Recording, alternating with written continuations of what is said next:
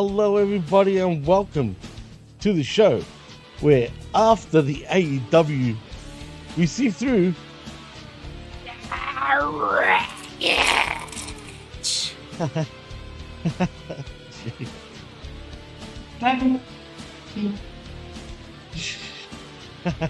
am your host, Jimmy T. Oh, well. Jimmy, yeah. I don't think we need to change the catchphrase. I mean, technically it is still after the collision, so we can still say that that's the last thing that happens. So, and we don't do the show until collision happens, so I guess we could just keep the catchphrase too, right? We don't have to change a damn thing. That's a good point, actually. And I thought about that because technically it is after the collision, but because I don't want to confuse people with, because it's a new format, right? So, we're sifting through the AEW Wreckage. But technically, you're correct. As a matter of fact, it is after the collision, and we do sift through the wreckage. So in saying that, I am your host, Jimmy T. That is my co-host, the vet, Jamie Williams. And we are live right here on Hameen Media Group's YouTube channel and on Twitch, as a matter of fact. And we're also on channelattitude.com after the fact. Vet, what is going on, my friend? And again, AEW, I mean, it's been an extreme week of all extreme wrestling. We got the bases loaded for a grand slam, even though that's a tennis stadium. But I don't know how to, I don't know how to make a sports analogy to what we just saw. That'll be the next thing that happens as far as AEW goes, is grand slam. And that it seems like this whole week was just getting us ready for that and setting the table. Sometimes they're finding a little last minute seat for somebody at the table, just pushing the folding chair up to the table at the last second. And so this grand slam is shaping up to be what feels like a 5-hour card again. I mean, is it? Do you think it's going to go over? I mean, no, wait a minute. It's supposed to be 2 hours, right? Supposedly. It's the normal Dynamite, but like, just looking at all the matches they had, it's like, what it feels like, the amount of matches they have, it's going to be like another pay-per-view is what it feels like. So we'll see. I guess all the matches will be short then. Well, I am confused still on the fact that we've got, Grand Slam Dynamite, and then we got Grand Slam the pay-per-view in my neck of the woods. Not exactly my neck of the woods, but in Australia. I'm confused, dude. They shouldn't even call it Grand Slam for the pay-per-view down here. They should just call it something like I don't know, Collision Down Under or some shit. Heck, if they call it the Wreckage, maybe we can make some money. I mean, I'd rather them call it that. That'd be actually pretty funny. The AEW Wreckage Down Under. But anyway, that's for the future. We'll see what happens there. But Vet, oh man, like AEW is something else, bro. But at least I kind of enjoyed myself when it came to Collision, believe it or not. But we'll get there when we do. And before we do actually get there, Vet, let's actually hit some news. Because apparently, or allegedly, it seems the Lucha Brothers have officially signed with WWE. Now, I can't confirm that as fact, but all signs are pointing to the fact that they actually have signed up. And apparently they're going to skip NXT and go straight to the main roster. If true, what's your thoughts, man? If true, these were already my thoughts. Because when the rumors were going around that they were going to sign, and I don't know if it was you or Ray or whoever asked me, what do I think about the Lucha Brothers in NXT? I believe I said, and the chat can correct me on my own, my own past if they want, if they remember better than I do, but I'm pretty sure I said, yeah, we don't need any tag teams at NXT. There's no point. So they should just go straight to whatever show they're going to be on. There's nothing that they can do with NXT. I don't personally think so. That's what I said. And if that's what the rumor is, then that means that, at least somebody agrees with what I said. But yeah, I'm sure they're going there. I'm sure there's more, there's more to the rumors than just rumors, but it's just annoying when you see these things, people just post this I want to say Ringside News or Wrestle Votes or like one of these, let's just say less than credible sources in my mind. They just post this, and then you look at the official, you go to like, well, what are all the, what do all the usual official outlets say? And none of them are reporting it. Like, they don't want to confirm that. So that kind of like, calls it into question. But, yeah, I don't see any official announcements, and they usually don't make official announcements if they want to have like a surprise. So that's true. What might it be? True. Might they hold them until Raw and Netflix, or? Good question. Just to have something. Apparently, rumors were that the Motor City Machine Guns were going to be on NXT this week. No, they weren't. So, but here's the thing: were they? And then when the rumor got out, they just changed it just so the rumors could be wrong. I mean, we don't know. That's the problem with spreading these rumors. I don't know. Everybody in the wrestling journalism space has to be the one to like break the story, because whoever breaks the story is just going to get sourced in everybody else's reporting of it, right? Like, why do I need to sign up for Fightful Select? Everybody else is going to tell me what Fightful Select says for free. So why would I pay them, right? Dumb. So you're spot on. So the only way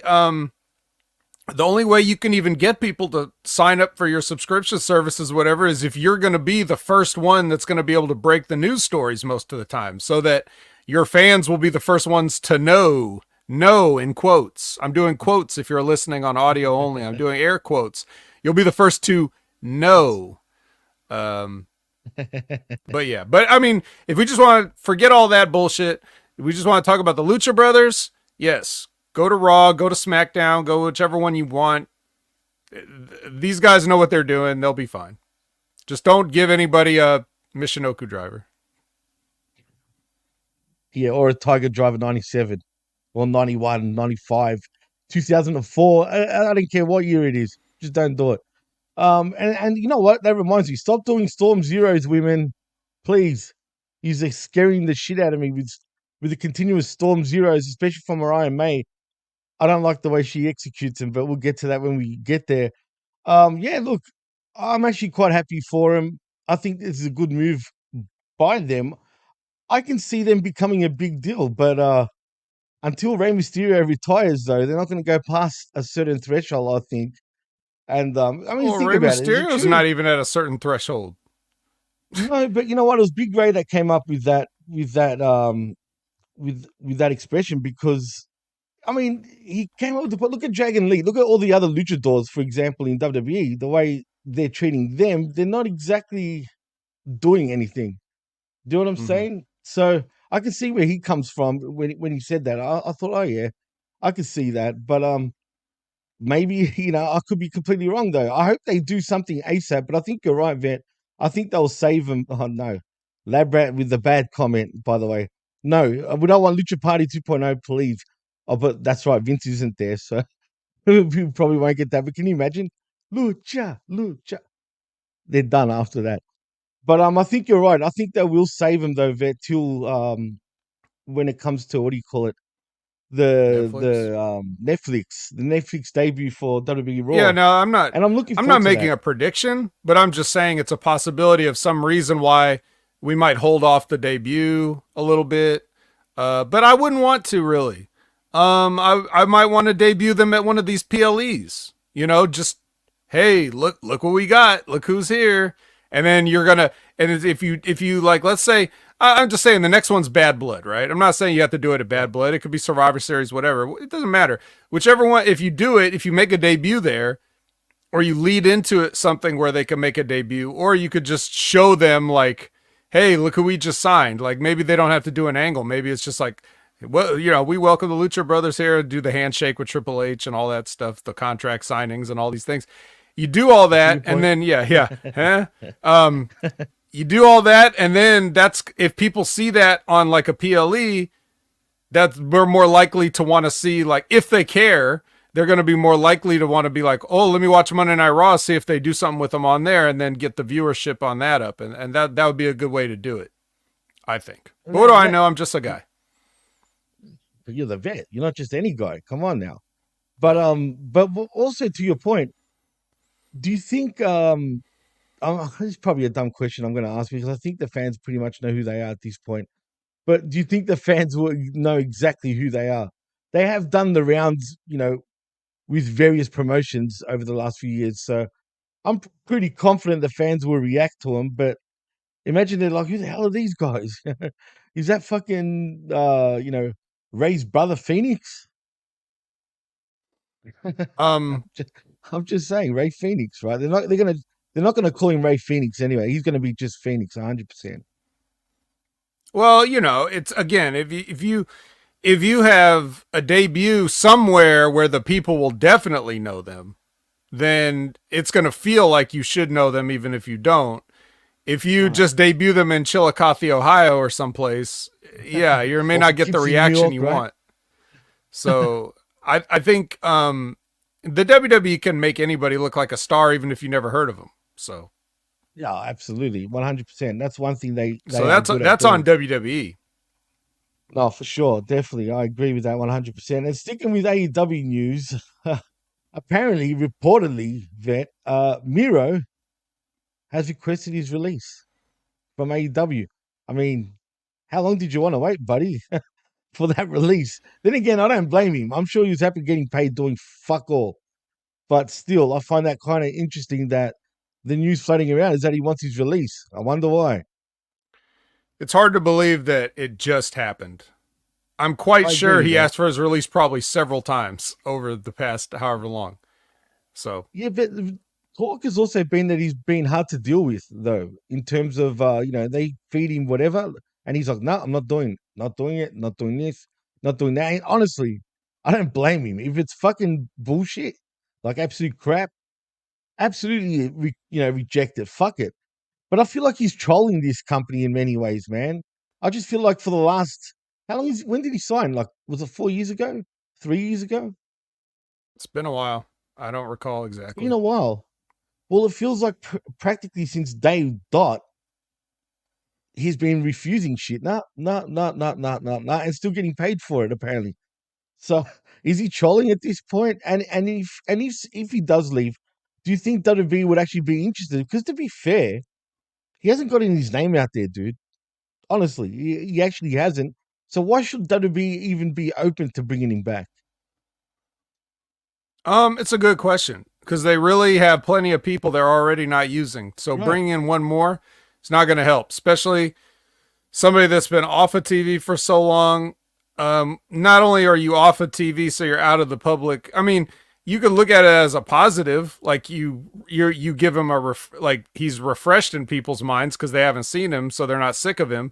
But at the same time, that's all of this time he's not been wrestling, so then he's got to get back in ring shape, and he doesn't have a wife with him to bring anymore, so that gimmick's over. Jeez. Then you got the fact that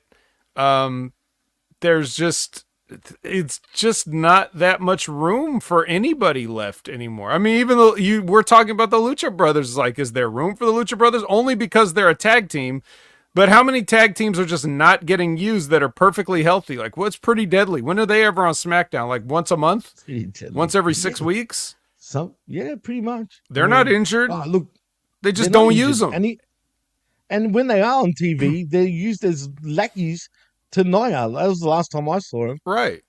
So if Nia, if they're lackeys and Nia's in a segment and Tiffany's in a segment and they're not, then you have to ask why not. If they're just lackeys anyway, why aren't they just there in the scene? There's a lot of things that don't make sense. So I don't know. Just Miro just seems like a guy that's like, okay, you had your time. It was what it was. There's not much else we can do at this point. You're not needed. No offense to the guy. It's just, I don't know what to, at this point, I don't really know what to do. And if he's been playing like the sort of, if he has been playing those politics, like if he, let's say he goes to AEW, it's like, okay, WWE didn't want to use me. They disrespected me and my wife. Okay, I'm leaving. I'm going over there. Well, I mean, let's face it, Jimmy, they did. They kind of did, right? So they did, absolutely. So anyway, it's just funny because I think about like when we hear about people talking about Rikishi running his mouth about his son and like this whole Rhea Ripley thing of like, oh, I don't want to interfere with my son's marriage. It's like, first of all, shut the fuck up. Second of all, nobody was saying that shit when you were trying to have her make out with Dolph Ziggler and Bobby Lashley, like right. So like you do that angle where she's making out with Dolph Ziggler, like that's not a rib.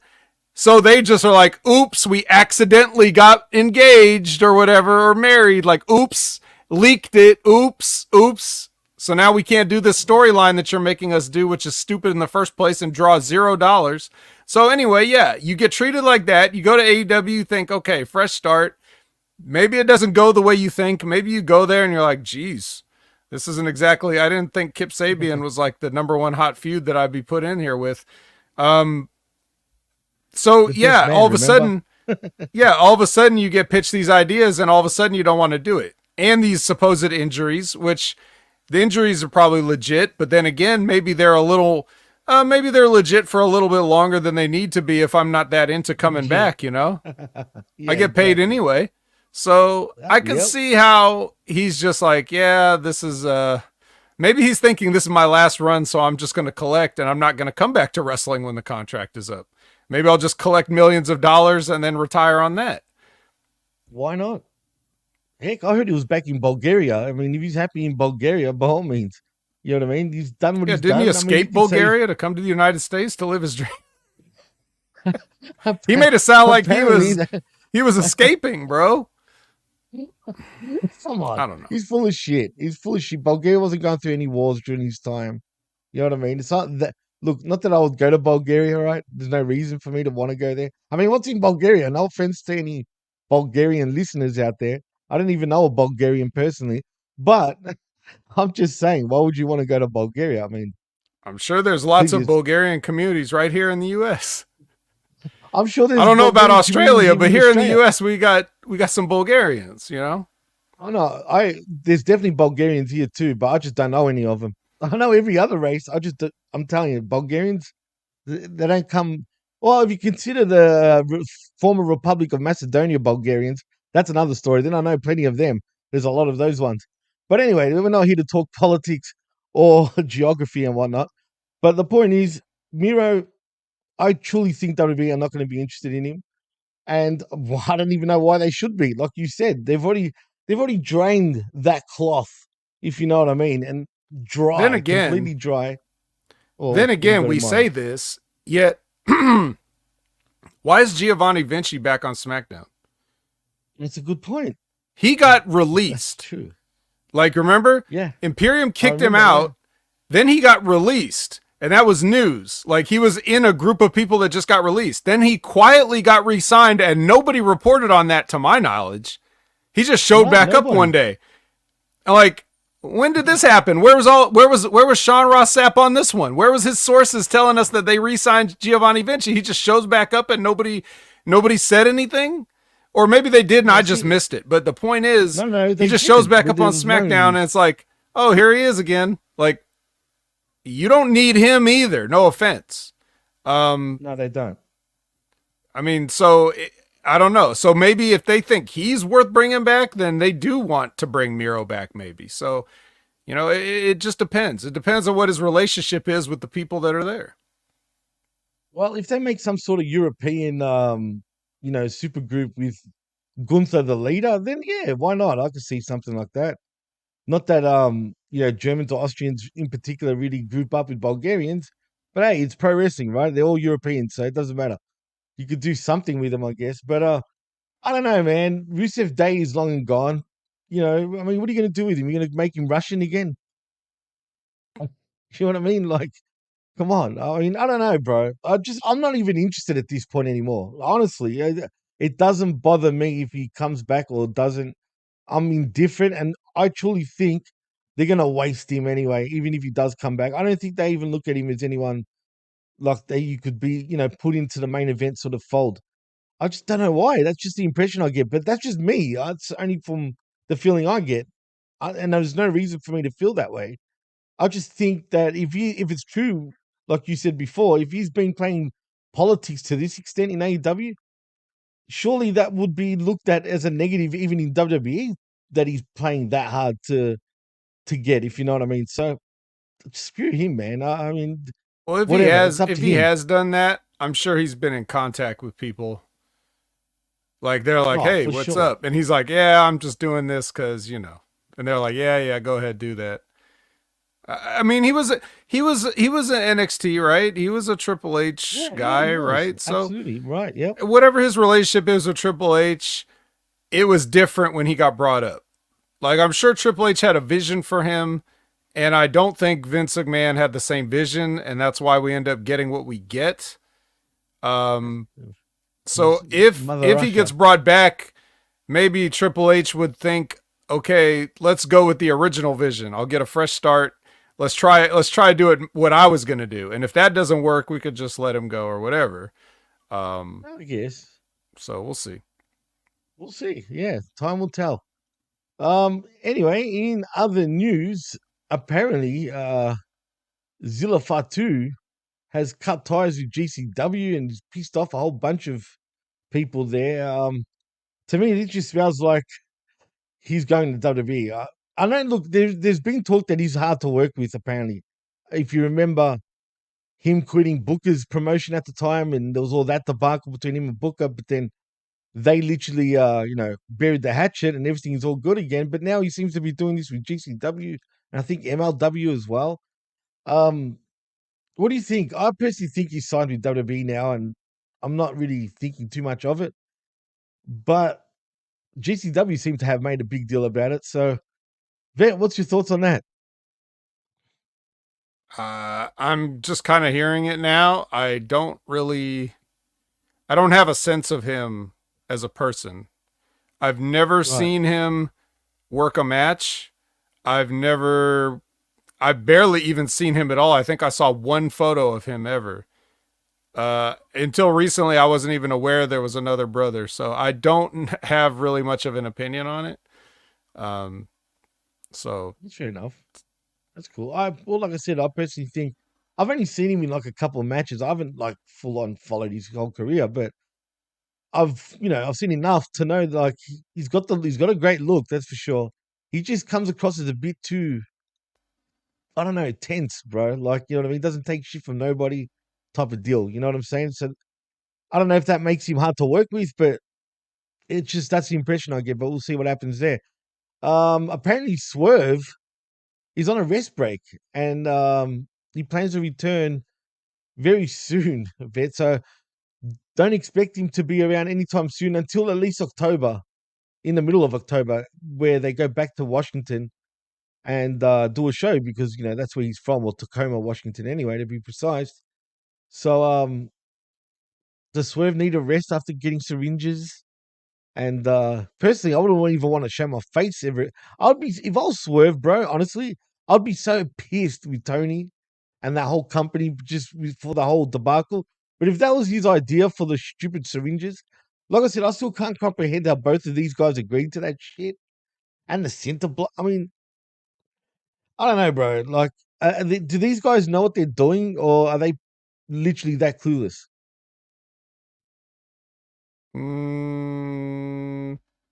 Well, I'm pretty sure Hangman's proven to be clueless multiple times. Right, exactly. That's but you also sort of work yourself into a corner where it's like, okay, we already had the brutal death match where I drank the blood, and now we have to do something else.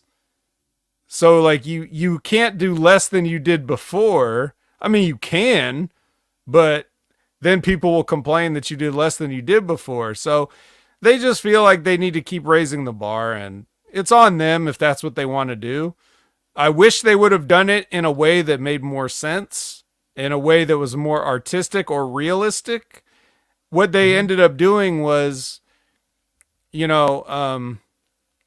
I said, just go listen to Cornette's review of the match. If you really want my deep thoughts on it, I just agree with everything he said there. I don't always agree with everything Jim Cornette says, but when it comes to like breaking down psychology of wrestling and the wrestling business and the history of wrestling, yes, I do. And, but I mean, it's just simple things of like, these things would be impossible to do. Like, you have to cooperate to do some of these things. So it's not realistic. Like, if you had the match, like, I'll give you an example of, like, if we lived in a sane wrestling world where for some reason we had to have an unsanctioned cage match between two guys who hated each other. Even if we took out, okay, you didn't burn down my childhood home, because if that was real, you would have been arrested. It's not like I would have wanted you in the cage with me. I would have been happy with you being arrested and going to jail and getting raped or whatever. I'd rather do that than actually get my hands dirty. Yeah. But forget all that. Let's just say we just really don't like each other and we have to have this cage match. So the way you do a match like this is you could have these things. You could have all of these things. You could have cinder blocks. You could have barbed wire. You could have syringes. You could have all these things. And what you're trying to do in the match is kill the other guy, but you can't do it. Like, take the cinder block, go to smash it against his head, and he moves and you break it on the ring post. Okay, now I can't use the cinder block anymore, but I tried, right? The psychology is there. They saw you try to kill him. You didn't do it. You missed. Go with the syringe or whatever. Like, fight over the syringe. The syringe goes flying somewhere. You forget about it. It's done. We're done with the syringe. Right. Or you could break it. Like, you could take the syringe away and break the syringe. Like, I ain't using this and neither are you. There's so many different ways you could do that. And then whatever the final thing is, you might only have to build up to take one crazy bump, and that's the end of the match. Instead, they just kept doing stuff and kicking out of it, but all that stuff had to be intricately set up. Like, I got to climb up here slowly. You got to come up with me. Now I got to suplex you. You know, like, these things that wouldn't happen ever. So that's, you know, do these guys have a clue? I understand why they did what they did, but it shouldn't have had to get to that point. And I bet Swerve needs some time off, but you also, like, you have to, even if he's fine and ready to go, you still kind of have to sell the match. Otherwise it meant nothing. So at least the fact, sell the damn match you had. At least that, like, at least we could say you're selling it. You didn't sell in the match, but you could sell after the match. Yeah, but then what about Hangman being around like nothing happened? I would have fired him. You know, like, if I was Tony Khan, I just storyline fire him, you know? Well, I would have done that after the arson, like, or any of the other things he's done, you know? Oh, yeah, he's a criminal, bro. Straight up. Criminal, man. Arrest the guy. Jesus. Anyway, that was that. And I wanted to point out, and I forgot to mention it before, but I'll mention it now. I loved what you said on the Next Level last week. Go check that out right here on channelattitude.com, where you brought up about Rikishi, and you spoke about how Rikishi is literally, is he working himself? Like, does he not have a clue, like, how professional wrestling works? You know what I mean? Because when you said what you said, I was like, fucking yay, man. Like, what you said was exactly what I wanted to say initially, but I didn't find the right words, but you said it perfectly. And you're spot on, bro. Is this guy, what's wrong with this guy? Sorry to take it back, but I just wanted to say it to you because when I listened to it, I literally put a fist in the air and like, yeah, man, exactly how I felt. So, I mean, that's right. Everyone adored me. Everyone in the chat put flower emojis. No, you deserve that, because if he said about his son going to AEW, did he really say that? I think he just I think he was just throwing it out there just to, like a joke, kind of. But... No, that's not a joke, bro. You can't say that. It's not a joke in this business, though. When you say shit like that he can be passed straight on to his sons, which is true. It's just the way the wrestling business is. You know what I mean? If I was Jay, man, I would be pissed with my own dad. And you're right. He's shrugged it off. He's shrugged it off multiple times. I've heard him say, like, yeah, Pops, he's just, he feels some type of way, like he's trying to have a positive attitude. I don't think he can get too mad. I don't think Jay gets too mad at his dad, because regardless of what his dad says, he can feel what it's like to be where he's at. He knows that he's getting over doing basically nothing. And that's the best feeling in the world when you can go out and have an entire arena doing what you do, waving the hands up and down. Like, there are wrestlers that would kill to have ever been able to get even one person to do something, let alone, stadiums all over the country and the world. So I'm sure he can't be too mad at his dad because he's living his push right now, and it's really good. I don't think people really think about him winning or losing. It's true. They just think of like, he's Jey Uso. If Jey Uso comes out, people are gonna say yeet, and they're gonna do this. He's and that's it, now, bro. Really, they don't even care. It's just like, yeah. And like I just feel like Rikishi knows that. He should know that. He should know better than that. Or if he's just trying to work up some attention for his own stuff that he's doing, then maybe that's how he decided to do it. He's jealous of I mean, I ain't going to go listen to his show, so it didn't work on me. No, but neither am I. yeah, but maybe somebody did. So, whatever. Well, maybe they're all just doing what they got to do. But anyway. And I want to praise Big Ray too, because when he said that he's jealous of his kids, I was saying that right before he said it. I'm like, he's jealous. It comes across like he's jealous of his kids. And then you hit the nail on the head. Remember Total Divas, for example? Oh, you were talking about a Total Divas set. You didn't say Total Divas, but I knew exactly what you were talking about. You know what makes it even better? 3 of his sons married black women. You know what I'm saying? Right. So, well, the culture is good enough to appropriate, just not good enough to, be part of the family. See what I mean? And speaking of the culture, Zane Vicious says, I care. So, all right. Well, Zane Vicious does care if Jay wins or loses. So hopefully, Jay's going to become the Intercontinental Champion just for Zane Vicious. You could do it. You can do it, Jay. You beat that Steiner kid. You beat him. He's beatable. We've seen it. We've seen him lose. He lost to Dolph Ziggler. Nobody loses to Dolph Ziggler. And you know what? Last but not least, and then we'll get into the sifting, because other than this, I don't think there's any other news really worth talking about. Except for one, but I'll get there. Apparently SmackDown, this rumor has been hanging around now for the last 3 weeks, Ven. I don't like it. But it seems that SmackDown's going to be 3 hours soon, dude. It's going to be a 3-hour show. Yeah. And you'll watch it and like it. No, fuck no. I don't want man. That's what makes SmackDown, decent. Because it's 2 hours. And even then, I still think Raw's the better show right now. And has been for a while. SmackDown 3 hours will really make me hate the show. Because then I think it'll turn bad. Like it'll expose itself being 3 hours. In my opinion. So I hope the rumors aren't true. But this shit just doesn't seem to go away, and I've got a bad feeling about it. And why not, right? I'm sure they'd want it to be 3 hours. I'm not talking about WWE, but maybe the networks. What's your thoughts on that? Do we need 6 hours of just 2 shows a week? We don't need any hours of anything. You can always watch something else.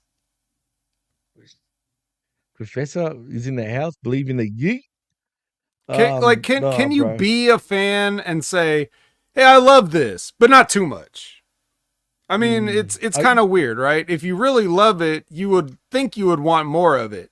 And if any point in the show it's not to your liking, you could just skip ahead or just pull out your phone, the power of the phone, Jimmy. Like, if you have to watch SmackDown Live and it gets a little bit slow or a little bit long, just power of the phone.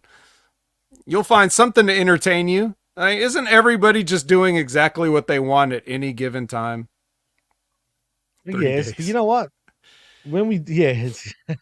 Please don't say that, Cold-Blooded. Cold-Blooded says it's actually a misprint. SmackDown is really moving to 3 days. Yeah, every weekend is an entire like full event of like SmackDowns. Like they'll just televise an autograph signing for 3 hours, and then the next night will be like, yeah.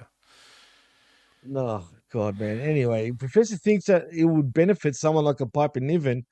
I'm sure it would benefit a few wrestlers if it was to go 3 hours. but they need to get a lot. I just think they need to build that roster more if they are going to go 3 hours. I think there's just something's missing on SmackDown lately. Even this whole bloodline thing and all that, cool. But I need some more. I need more story to it now. Like it's kind of stale at this More point a little story. bit. No, they're going to submit story, that. Like, they're going to submit that short film to the Academy this year for consideration. With the one with Cody, that felt very cinematic.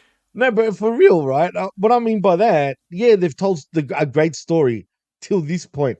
Actually, let's be fair. The story ended last year, bro, when Cody lost, and not when he was supposed to win. For me, that's when the story really ended. And this is just. But now there's a new story. It's a sequel. Is it really? We need a sequel. You know what they say about sequels? Man, 5 years is enough. All right. I mean, come up with something new. And when I say new, give me story. Why are the Tongans there? Really? Right? Because. Like, tell us why they're there. We haven't gotten that yet. I know why, but I'm just saying, like, technically, they haven't actually said why. And if they expect everybody to know why, then they're acting like AEW. And I'm not talking about for the fans like us and everybody listening and whatnot. I'm talking about just for your normal, fan that doesn't know the history and the backstories of everybody. Do you know what I mean? That's what I mean.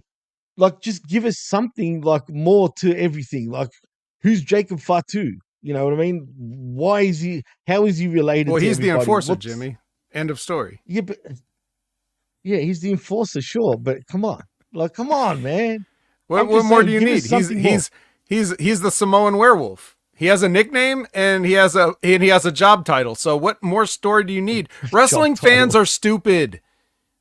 Except everybody here and everybody listening. But everybody else is stupid. Okay? They don't need why is this that all of a sudden we think this is high art? I think there's too much storytelling in wrestling. I was just laughing that whole Georgia Tech football field gimmick with Cody and Roman. I was just laughing at it. I'm laughing at it. It's funny to me. Bro. It's corny as fuck, man. It was really corny. Yeah, but they really thought they did something there. And then what did they do? What do? They go back to the Kevin Owens well of like, is he going to turn on his friend? Like, how many times has Kevin Owens turned on a friend? He needs to stop. Always.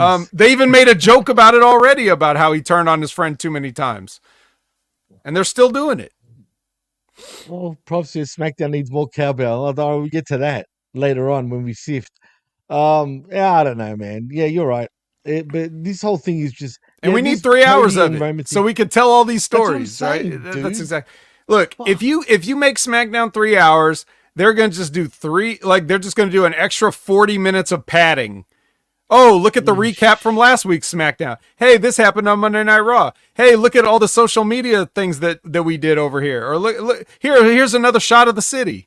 There's so many things on that show that kill time. And like Labrat saying, they aren't using all their talent now. So many people off TV still won't get on because they'll just make all the filler longer rather than actually use the people they got enough people. Back when we were talking about the Lucha Brothers, I just said Pretty Deadly's not even on every week. So, or Piper Niven, another example, like Professor brings up, there's many other examples like that. They have plenty of talent and they're not utilizing their TV time, but we can't make them. We just have to sit here and, take it. Take it all right, like this, vet, like that. Anyway, that's the news pretty much, ladies and gents. I think it's time I put the gloves on and we start sifting through this. How should I say it?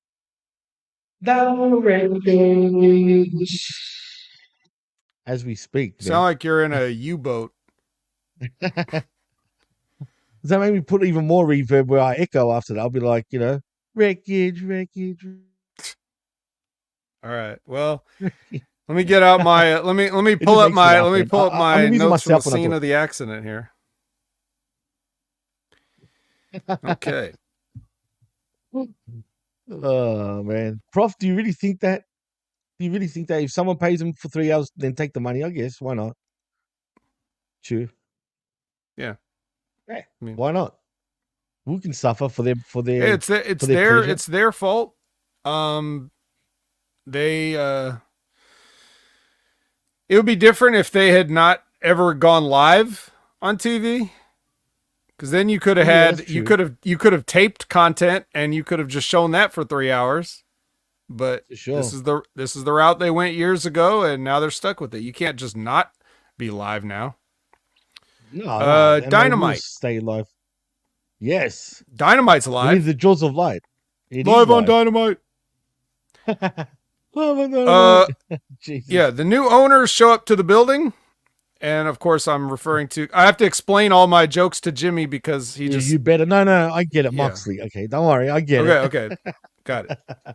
You just let me know. Just cut me off if I don't. Yeah. So yeah. Me, Darby's here too. If I don't, when I don't get it. By the way, I've got this fucking. Even when I'm trying to lie, oh yeah, I know what you're talking about. You still call me out, and then I'm like, all right, fine. Yeah, you think you can't work me, Jimmy? Darby's here too. Here's my question for everyone.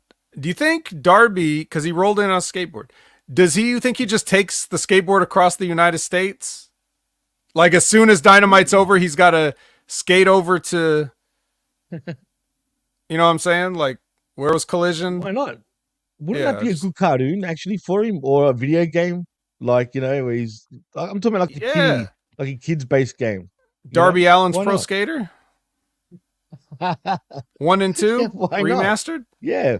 Or Darby Allin's Extreme Skater. Okay. That's money. There it is. Okay.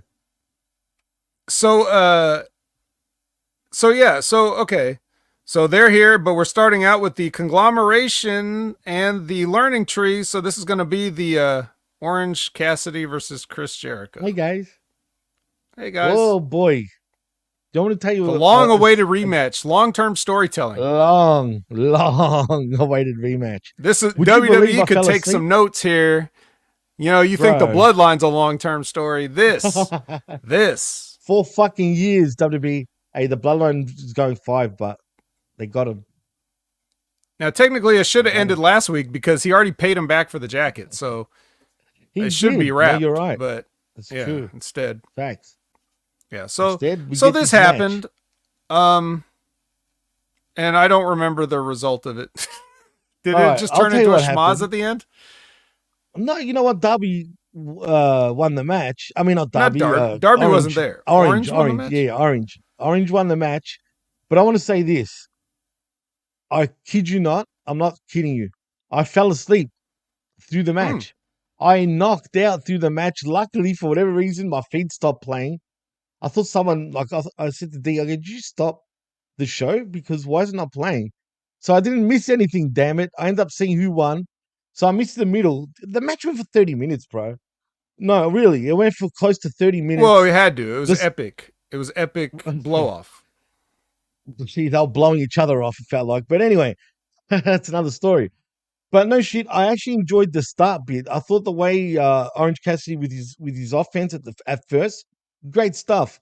Then it just went in this lull, and I fell asleep, and I woke up with my feet off.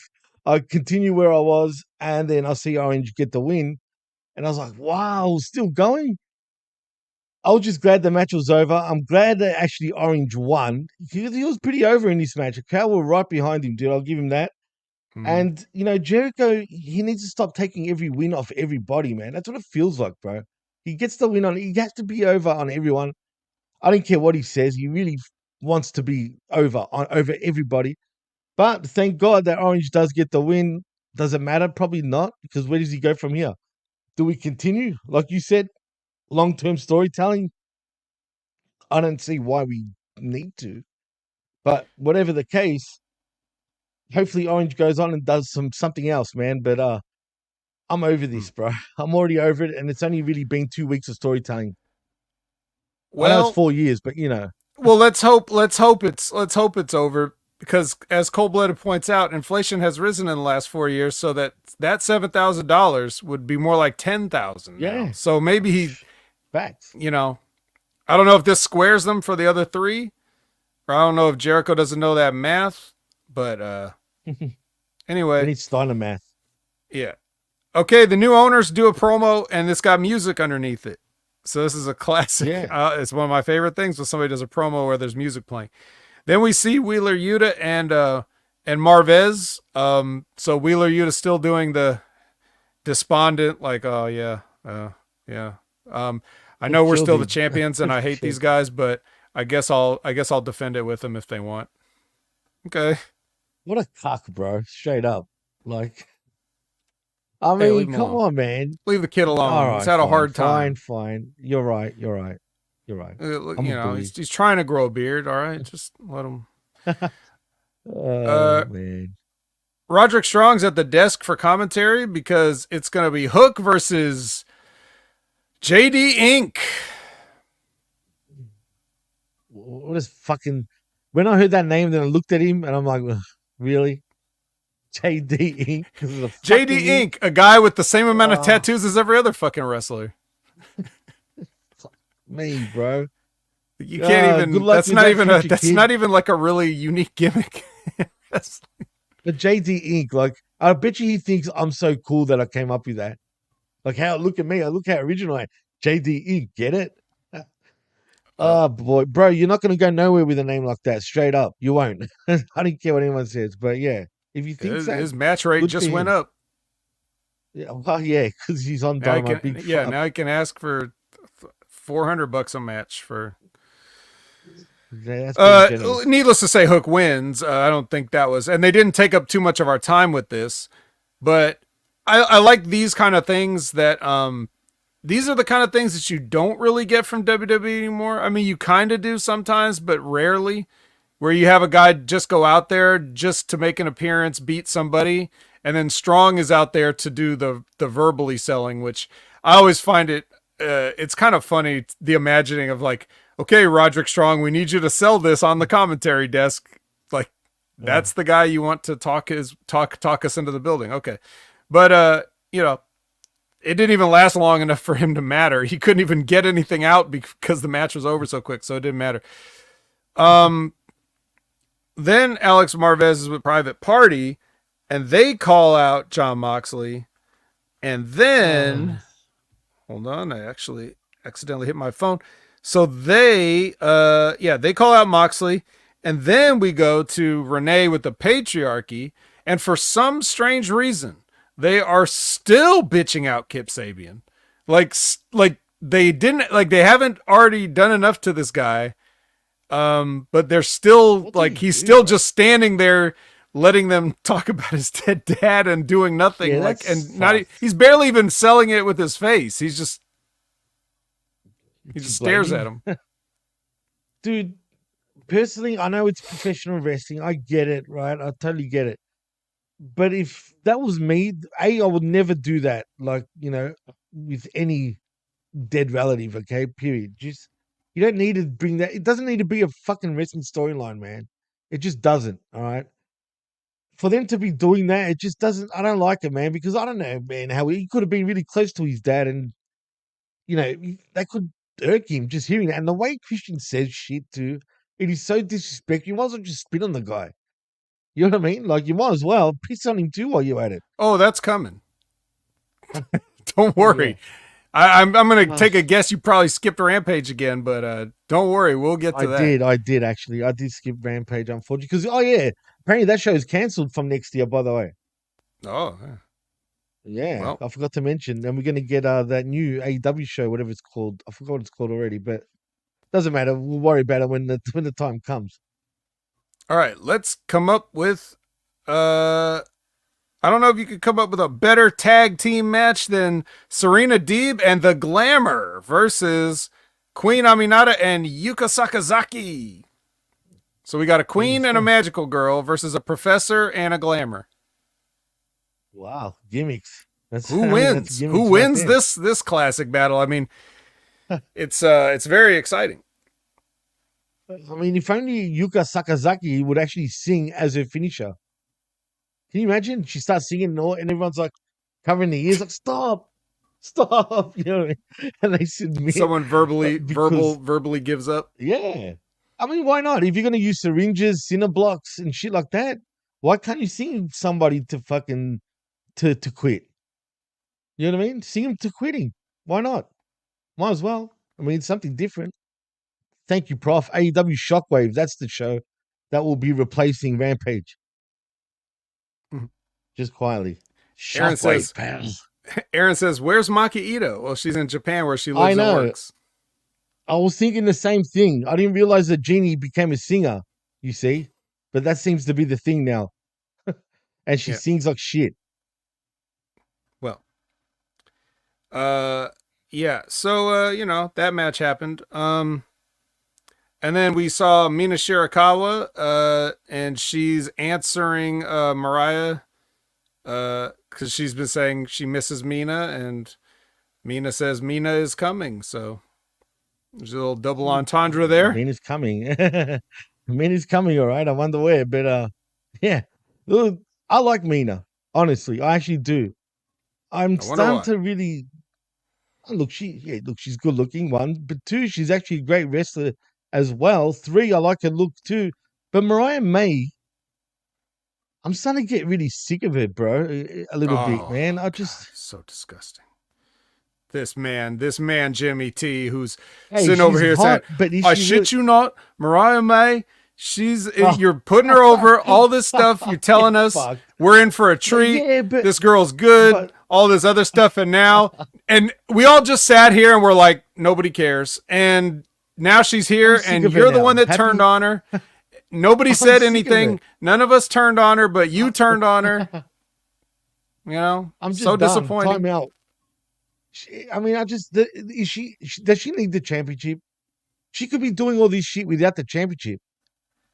You know what I mean? It feels like she's got the belt, but she's not really champion still. Like, if that makes any sense. Because I thought you were tired of Toni Storm. And I was, but now she's not on my screen because she's home for a while. She's actually down here. So, you know what I mean? That's good. You know what I mean? Now I can like Toni Storm again. Hopefully she's back to normal and not this fucking...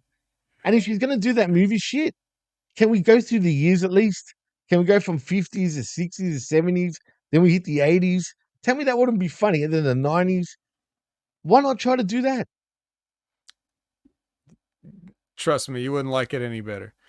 I know I wouldn't like it. It's just a big case of be careful what you wish for.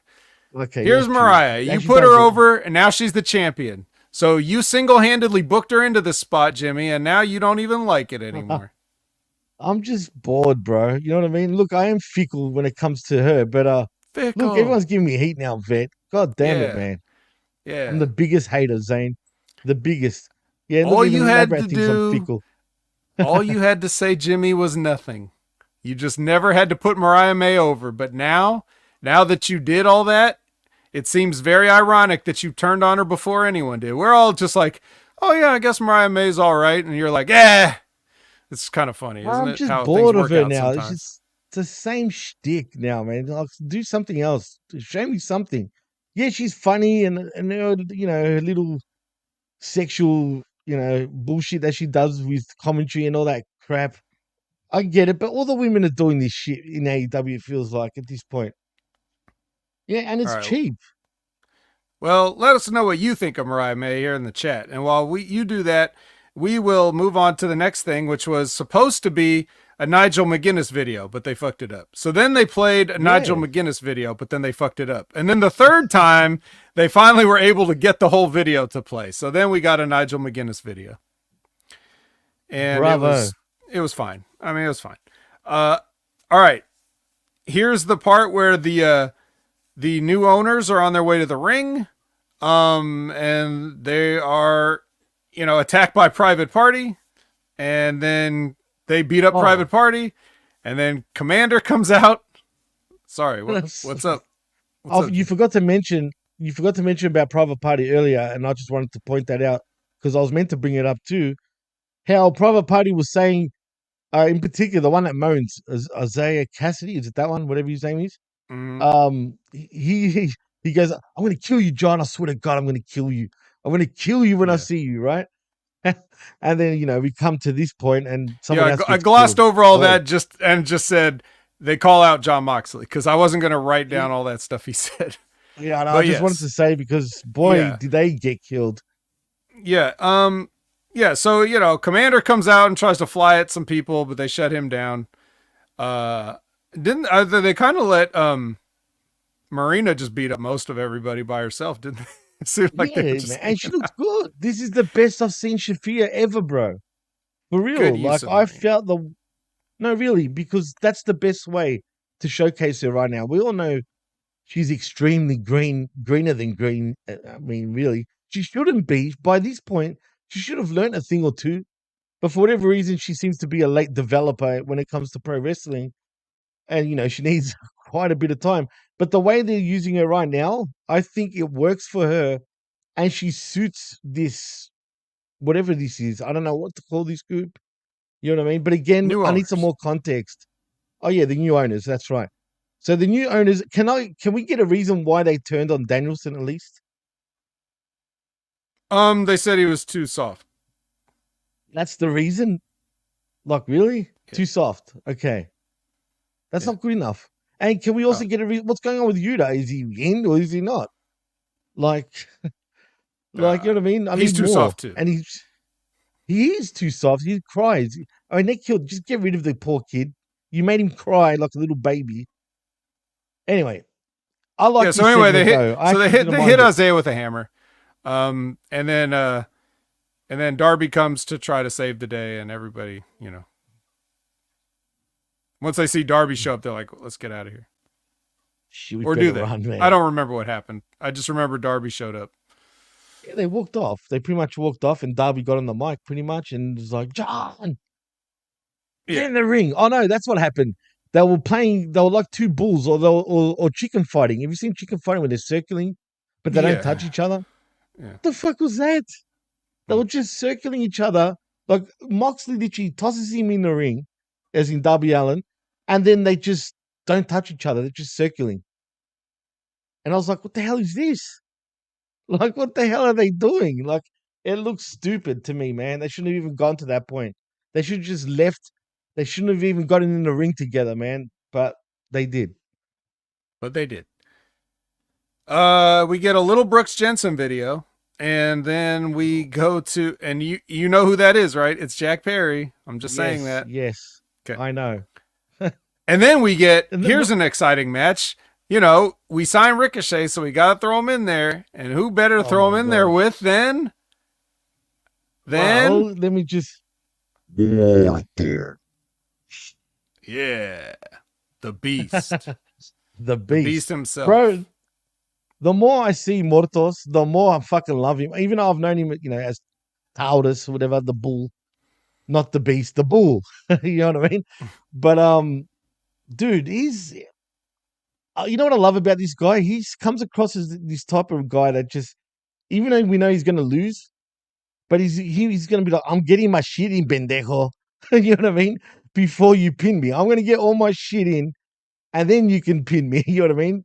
He always makes himself look really good. Even with the loss, he seems to... Don't see this match, Aaron. I don't care what you say. This match was great. I thoroughly enjoyed it. I thought they both had great chemistry. And funny enough, yes, Ricochet won, which I didn't like. Morto should have won. But whatever, Ricochet does get the win. But it entertained me, bro. I'm not going to lie. Well, good. I mean, that is the point. If you bring in Ricochet, you would hope he entertains you. Right. But and that's just something, because he never entertains me.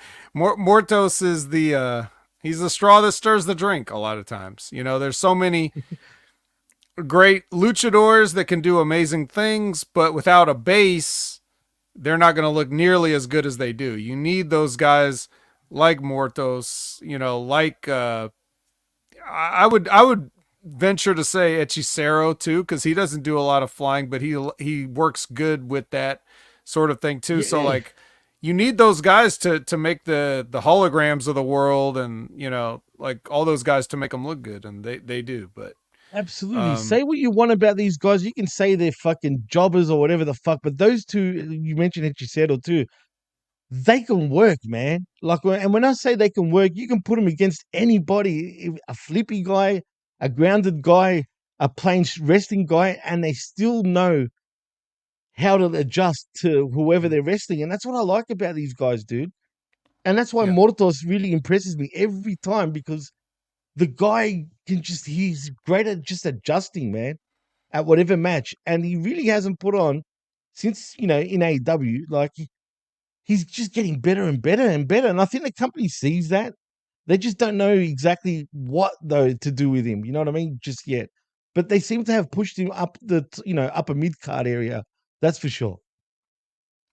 Well, he basically is softly joined the Undisputed Kingdom, it seems like. But and that's another problem I've got. But we'll get there. This is great. You just have a random Mortos in the Undisputed Kingdom. I like it. Everything else is random. Why not this? So, but on the other hand of that, okay, we put over the Beast. But Ricochet in another match where it's like, I've seen all this. So like, what was he, what was this? I mean, maybe we shouldn't, like, personally, I look at Ricochet, right. You know how I see Ricochet. I see him as the total package. As a star, he's not, bro. Absolutely, just a flippy guy. Like so many flippy guys are, they're just a flippy guy, and Ricochet's way more than just a flippy guy. But, it just, for some reason, I seem to think that he's making comments about like, you guys ain't seen nothing yet, or I always hear Conan say, you guys haven't even seen anything yet, and like basically like he was on a leash in WWE, but now he's gonna be, and he does less now than he did in WWE. So he's either saving it for the right spot, which is smart, because he's only had these TV matches and his Battle Royal Gauntlet, stupid thing, whatever that was that he debuted in, but like, he's only had a couple singles matches, so I could see you don't want to give away all your good stuff right away. But I would be interested, like, well, if Ricochet's been holding back, I sure would like to see what he's been holding back on. So hopefully he'll show us some of that at, Grand Slam or whatever. And the thing is, I still think he's insecure about if he made the right move or not, because why are you arguing with all the marktards about it? If he was very, like, secured about his decision, he wouldn't even be arguing with these people. But for whatever reason, he decides to continue arguing with everybody. And you're right. I've seen all this before, a million times over. As a matter of fact, he was portrayed a lot better in WWE so far than what AEW portrayed. Right now, he's just there. There's nothing to him. Who's Ricochet in AEW? He's just Ricochet. That's it. Like, there's no context to him yet. But I think maybe you're onto something in terms, maybe saving himself. And you know what? I'll give it the benefit of the doubt up until Grand Slam, though, Vet. If by Grand Slam, well, I guess we've got to wait a week later to see. Oh my God! Yeah, see, and that's another thing. His identity is a guy that wrestled Will Ospreay in 2016. That's his identity. Yeah, in AEW, that's his identity. That's even sadder, bro. Yeah. You know what I mean? In WWE, they don't even mention that shit. You know what I mean? But in AEW, yeah, that's his identity, which is bad which is bad for him. But you know what they're going to do? None of these guys are losing. They're going to do a double fucking, it's going to be a double down. They're going to do some high-flying shit in midair. They're going to collide and then double down, 10 double count, down, and everybody will give them a standing ovation. A standing ovation. Mark my words. You heard it here first. It's going to be a friggin' double down of sorts. No one's going to win the match next week. It just won't, because really, you don't want, not next week. It's after Grand Slam the match is happening, right? I don't even know anymore. I think he didn't give a specific. He just said after Grand Slam, right? Just for the record. Yeah, whatever that means. He's going, yeah, whatever that means. So I don't know what that means. So forget it. You're right. The point is, but when it does happen, I think there won't be a winner. Okay, there's the prediction. No winner. If Ospreay doesn't have the belt, has the belt still, by the time they wrestle. Okay, so speaking of no winners, it's us, because we have to watch a Hangman video next, and then we get Tony Schiavone in the ring, who brings out Hangman to talk to, and right when it looks like Hangman is about to turn on Tony Schiavone, of all people, then here comes Jeff Jarrett to save the day, and then security shows up, and all of Jeff Jarrett's friends show up, and we get a kind of a schmoz or whatever. So, hey, I like this tense sort of Jarrett. I didn't like the Hangman. I'm just blah blah blah when I hear Hangman talk. But I like Jarrett, even though Jarrett's going to get his ass handed to him. It's kind of cool seeing him react the way he did, like he wanted a piece of Hangman. But he's just going to be in the losing, column. But ain't he great? Ha ha! There we go. That's it. Okay.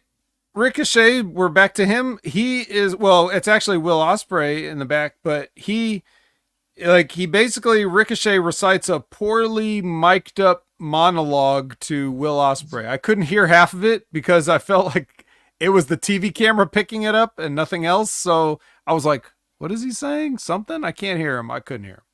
He said stuff. He basically alluded to that, he's known, they're basically for that match that they had, dude. Mm-hmm. And he wants to show everybody that there's more to him than that match, essentially. Mm-hmm. So essentially, he pretty much said, "Well, forget the past 5 years. That never happened. Forget it, right? It's just that one match in New Japan Best of Super Juniors." And how can you ever forget it? And remember the heat that match got? I mean, the posing. It was either positive or negative. Flipping and posing. Flipping and posing and fucking posing some more. You know what I mean? There's a lot of posing going on. But yeah, it was memorable for the right or wrong reasons. Well, we were talking to Will Ospreay because it's time for the main event. And that is the United Empire versus the EVPs. Yep. Good match. One too many super kicks, but in this fucking match, bro. I wish I counted it because there would have been at least 30. It felt like, man, I'm telling you, at least. But it was a typical look. It was a good match. No real psychology. I mean, Takeshita kind of tried to play the psychology card with Okada, but it was just, it was a fun match. Yeah, well, I said tried. You know what I mean? Yeah, because he always wanted Okada. You know what I mean? Because he always wanted to put his and no, I'm not friends with fucking Ospreay, and I don't trust Ospreay and whatever. All that bullshit. That's why I said tried to play the psychology card, but he's still learning. Yeah, I'll leave him at that. He's still learning, but at least he tried. But the point is, he just had the eyes on Okada. It was always about Okada for him. And I'm, in some ways, I'm looking forward to it. But is Okada ever going to put him over? I doubt it. No. So, and why should he? But I'm just saying, you want to make him. Well, you say like it would make him with Okada. They wouldn't do it. It's not that he wouldn't do it. I don't know. Who knows? But still, good match, fun for what it was. But just one too many knee falls, one too many super kicks. It was a typical. What these guys bring to the table, except for Okada. You know what I mean? He's just part of this fucking, rinky dink, if you want to call it that. Yeah. Well, it gets him some. Gets him some ring time anyway. Yeah, absolutely, absolutely, man. And he's over, man, with the fans still. He even done one of these ones, and then wound it down. So he put it back in. Yeah. Yeah. Yeah. So, man. There you go. That was the match. I forget who won. Who won it? No, it was the United Empire, which I feel like they're trolling because suddenly they played the United Empire music and even had it on the Titantron. Right. And you could see, what's his name? Don Callis was like, it's not United, it's the Callis family, damn it, But whatever, they played the United Empire shit and cool, I guess. Yeah. But I still think I feel Fletcher's going to turn, bro. Like on Ospreay, he's got it, right? I mean, where's this going? Them winning the tag bout's cool, but this has got to be leading to somewhere. But then again, maybe it's leading to nowhere. It's AEW, doesn't matter. Just whatever happens, you know what I mean? Nothing might happen.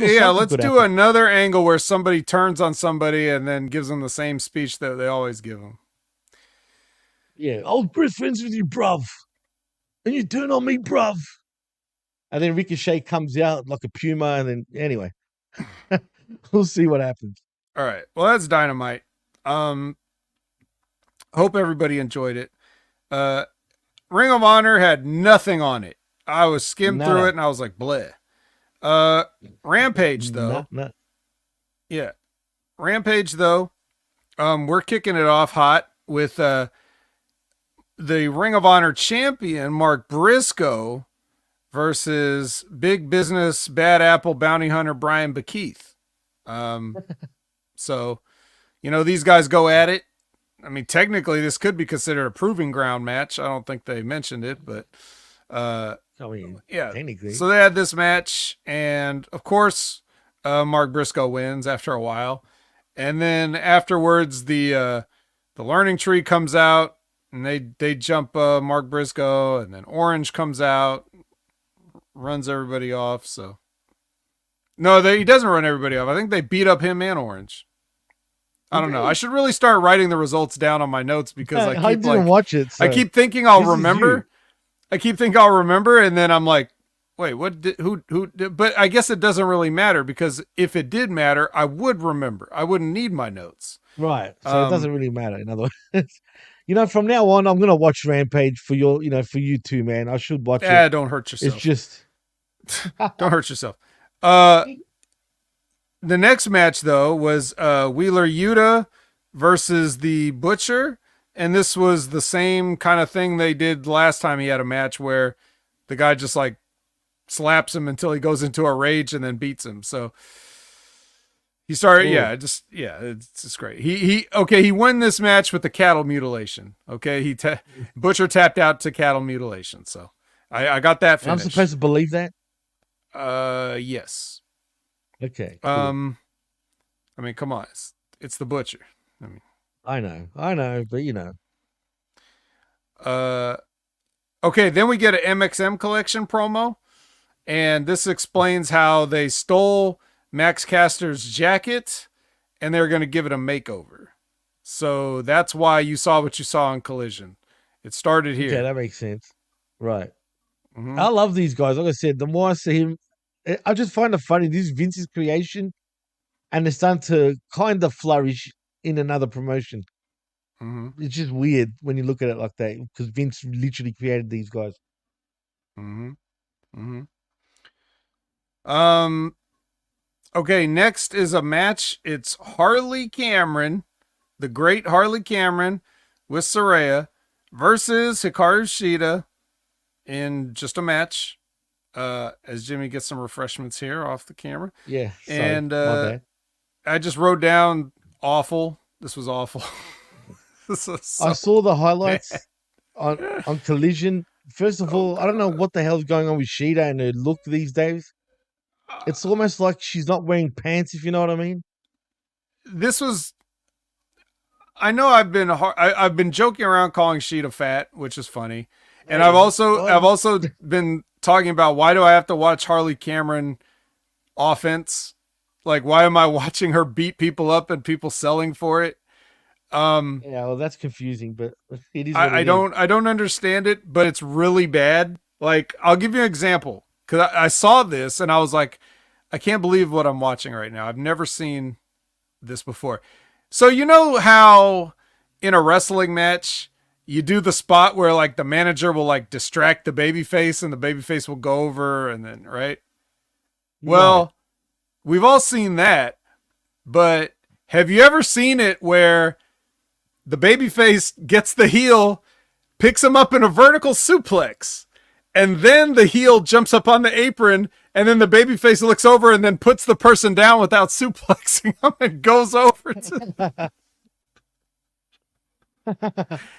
Like, just finish the suplex. What do you care if someone's on the apron, bro? What is going on here? That, but that's funny. Who came up with that? Oh, I don't know, man. That sounds like a Harley thing to do. The girl's a character, bro. I mean, come on. I mean, she's an idiot, but she's a character. You got to give her that. Who, Harley Cameron? Yeah. Well, what does she have to do with that? She was just up in the air getting suplexed. It wasn't like she did anything. She was just vertical in the air, and then Sheeta puts her down gently to go over and yell at Saraya. No, you don't understand. Yeah, this is not Saraya versus Sheeta. This is Harley Cameron versus Sheeta. The woman who just challenged for the TBS championship is having to go 50-50 with Harley Cameron. And Harley Cameron, all she did was not get suplexed here. So we can't even give her the credit of being a character. Now, Cold Blooded is saying, I know it's unpopular, but I love Harley as a personality. She's a female Santino. Well, that's fine, except if you're pushing Santino like he's Seth Rollins or something. Bro, Harley Cameron is she is not, that's not the role. If she's a personality, she should be the manager. They're making her the wrestler. Saraya's the wrestler and she's managing. Right. Yeah, I know. Well, I don't know what to tell you with that. That's weird. But I'm assuming Saraya. And could she do this any more times? Well, we do see on the later on that she can she can get a mouthful. What's up with that? Is she doing it on purpose or is that just a habit, you think? She's doing it on purpose. I think she thinks it's going to get over.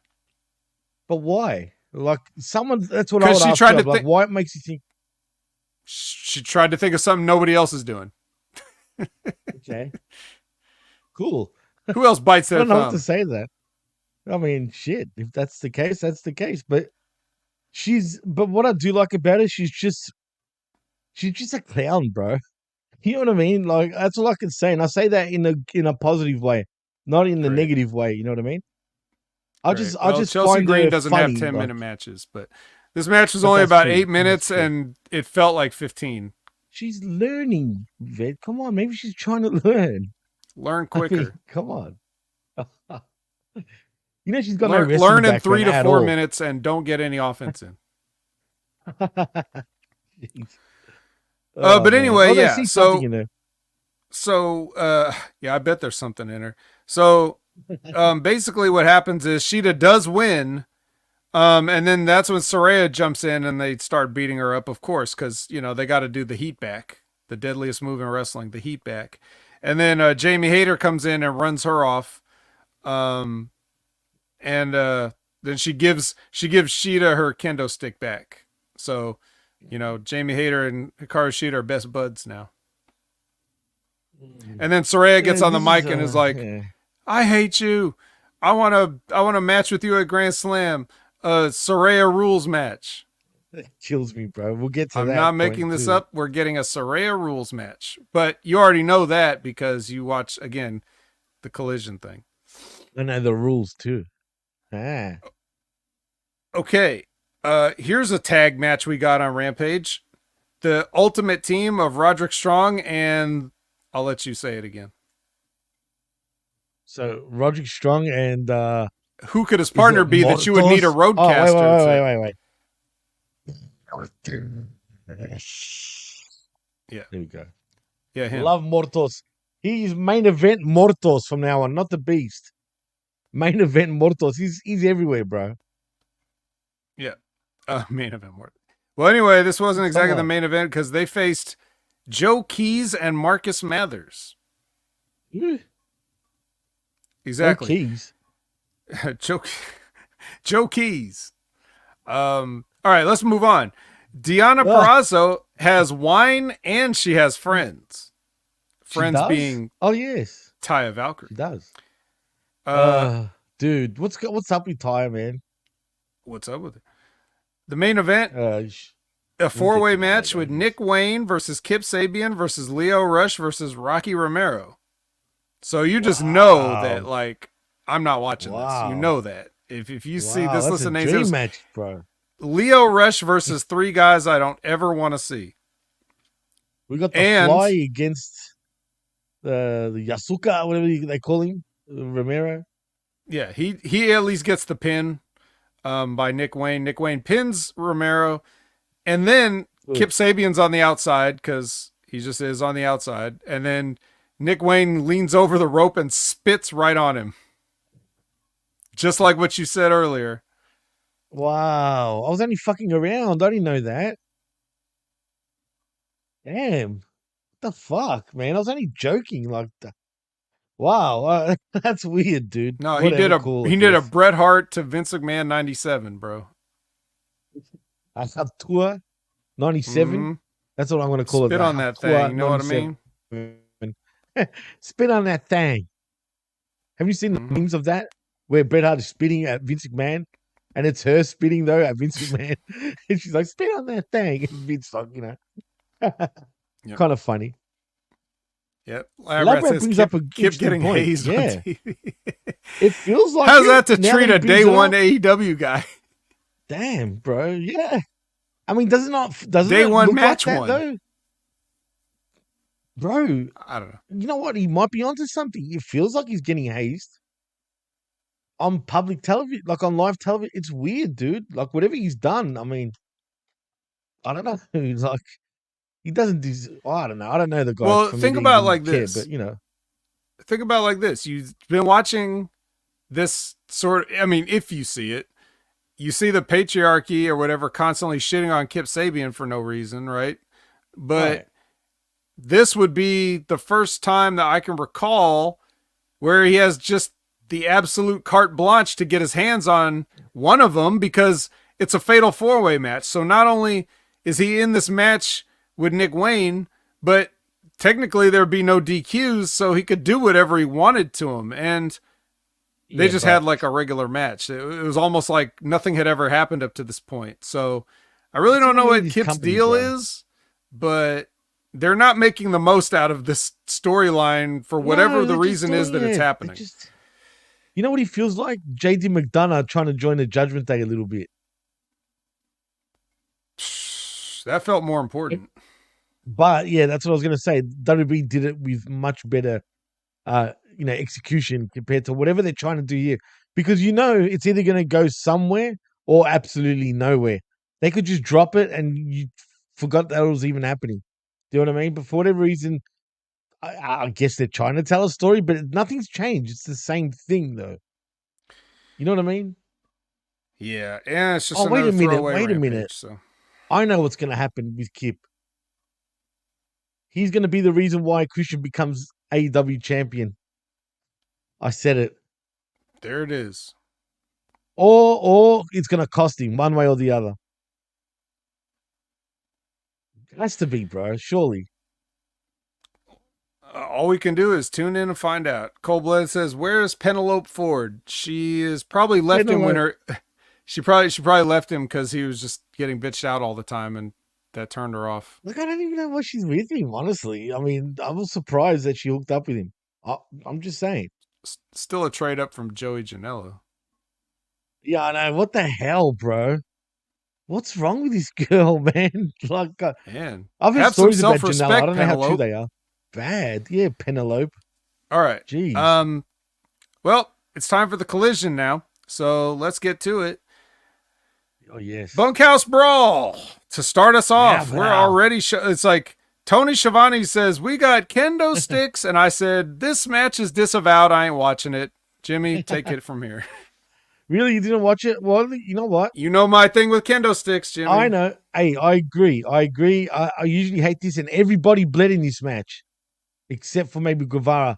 And boy, was there spots that these guys killed themselves, bro. Especially Sammy Guevara, dude.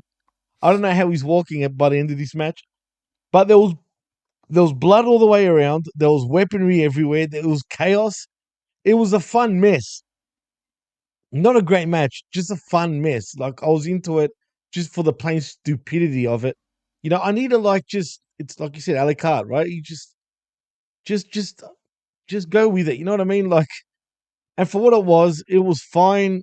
It went for probably a little too long, but nevertheless, Dustin and Guevara do end up retaining the Ring of Honor Tag Team Championships because that's what this was about. The Ring of Honor World Tag Team Championships. When did they win the tag belts? I knew they were. Oh no, I remember now. Because they're trios champions too, aren't they? Mm-hmm. So yeah. Wait. Who's the third guy then? No, it's Dustin. No, it's Dustin and the Von Erichs. Oh, they're trios. And then champions? Dustin and Sammy. Okay, all right. I don't recall seeing him and the Von Erichs teaming up. It must have happened on Ring of Honor, clearly. But yeah, look, it was fun match, but a lot of fuckery going on. The cameramen, the producers need to do something, man. They're shit, bro. They never cut away to you see when they're blading, bro. You know when they're laying down and you see their hand moving like quick, cut your fucking forehead. They always catch that shit. They got to stop doing that, man. Just pan away to something else. Is that Stop a like rib? catching it. It's not a rib. It's actually I'm being serious. No, I mean, is it a rib on them to show it? Maybe. I mean, can they be that dumb? Maybe it is a rib. That's what I mean, Vet. Sometimes I think does this company? It's a parody of professional wrestling. It's the only way I can put it. It comes across as a legit parody of wrestling, which is a parody already of fucking a real fight, right? When you Mm-hmm. really think about it, it's Well, a it shouldn't parody be of a a parody, parody. but it is. But it is, right. Which leads me into Aaron's question. He says, "Vet is a former wrestler. What is the deal with AEW's obsession to have blood on every show?" Well, let me tell you, Aaron, you don't have to be a former wrestler to answer that question. The answer is, I don't know. But I can guess, like, okay, Yes, WWE please. doesn't really use blood as much anymore. If they do, it's because somebody got hard weight or something, so you just get like a little bit of blood. So when you're in competition with somebody or you feel like you are, you try to offer something that the competitors don't offer. That's just a normal thing in business. Like, well, we have this. So if AEW is like, hey, we're the guys that, you know, we're like a throwback to ECW and Memphis and all this other stuff. We'll have the bunkhouse brawls and we'll have blood in these matches, or we'll have these crazy cage matches, non-sanctioned, lights out, yada yada yada yada yada. We do all these things that WWE doesn't do. Okay, well, yeah, some people might be into that, but even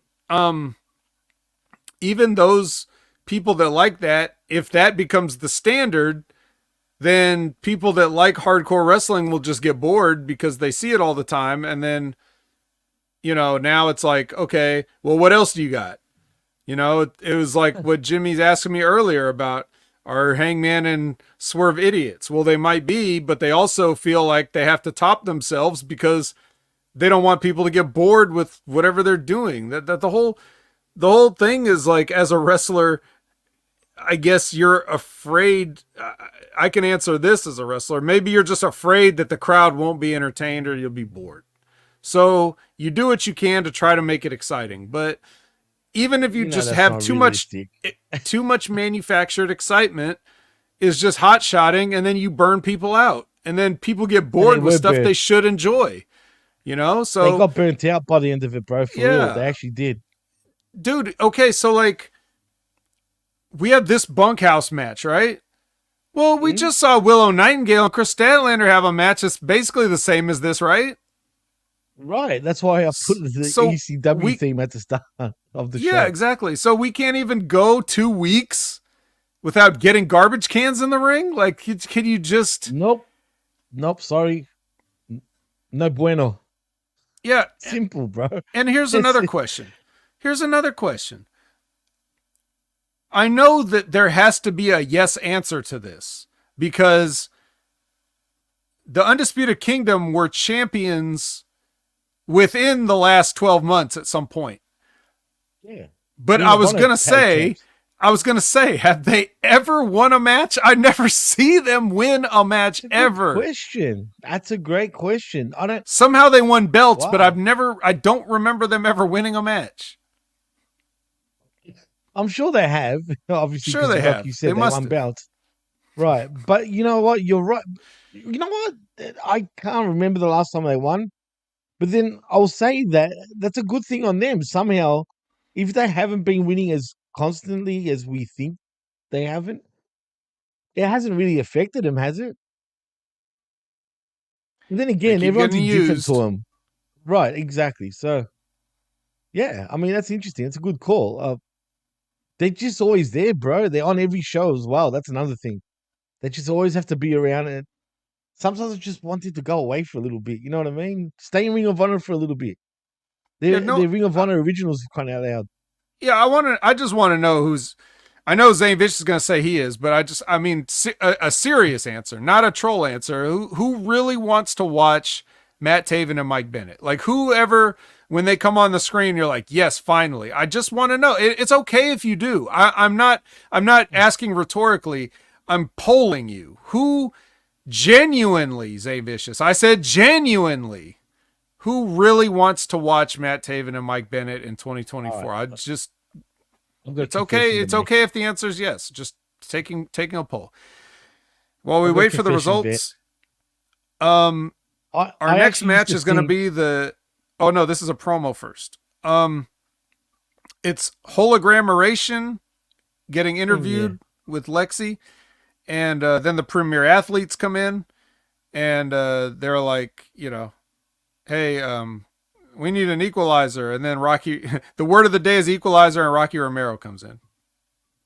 So, yikes. You're trying to turn me against Mark Briscoe here by adding Rocky Romero to this. I feel bad for him. I know. And he's like, when he said his nickname, the Japanese nickname, I'm like, fuck.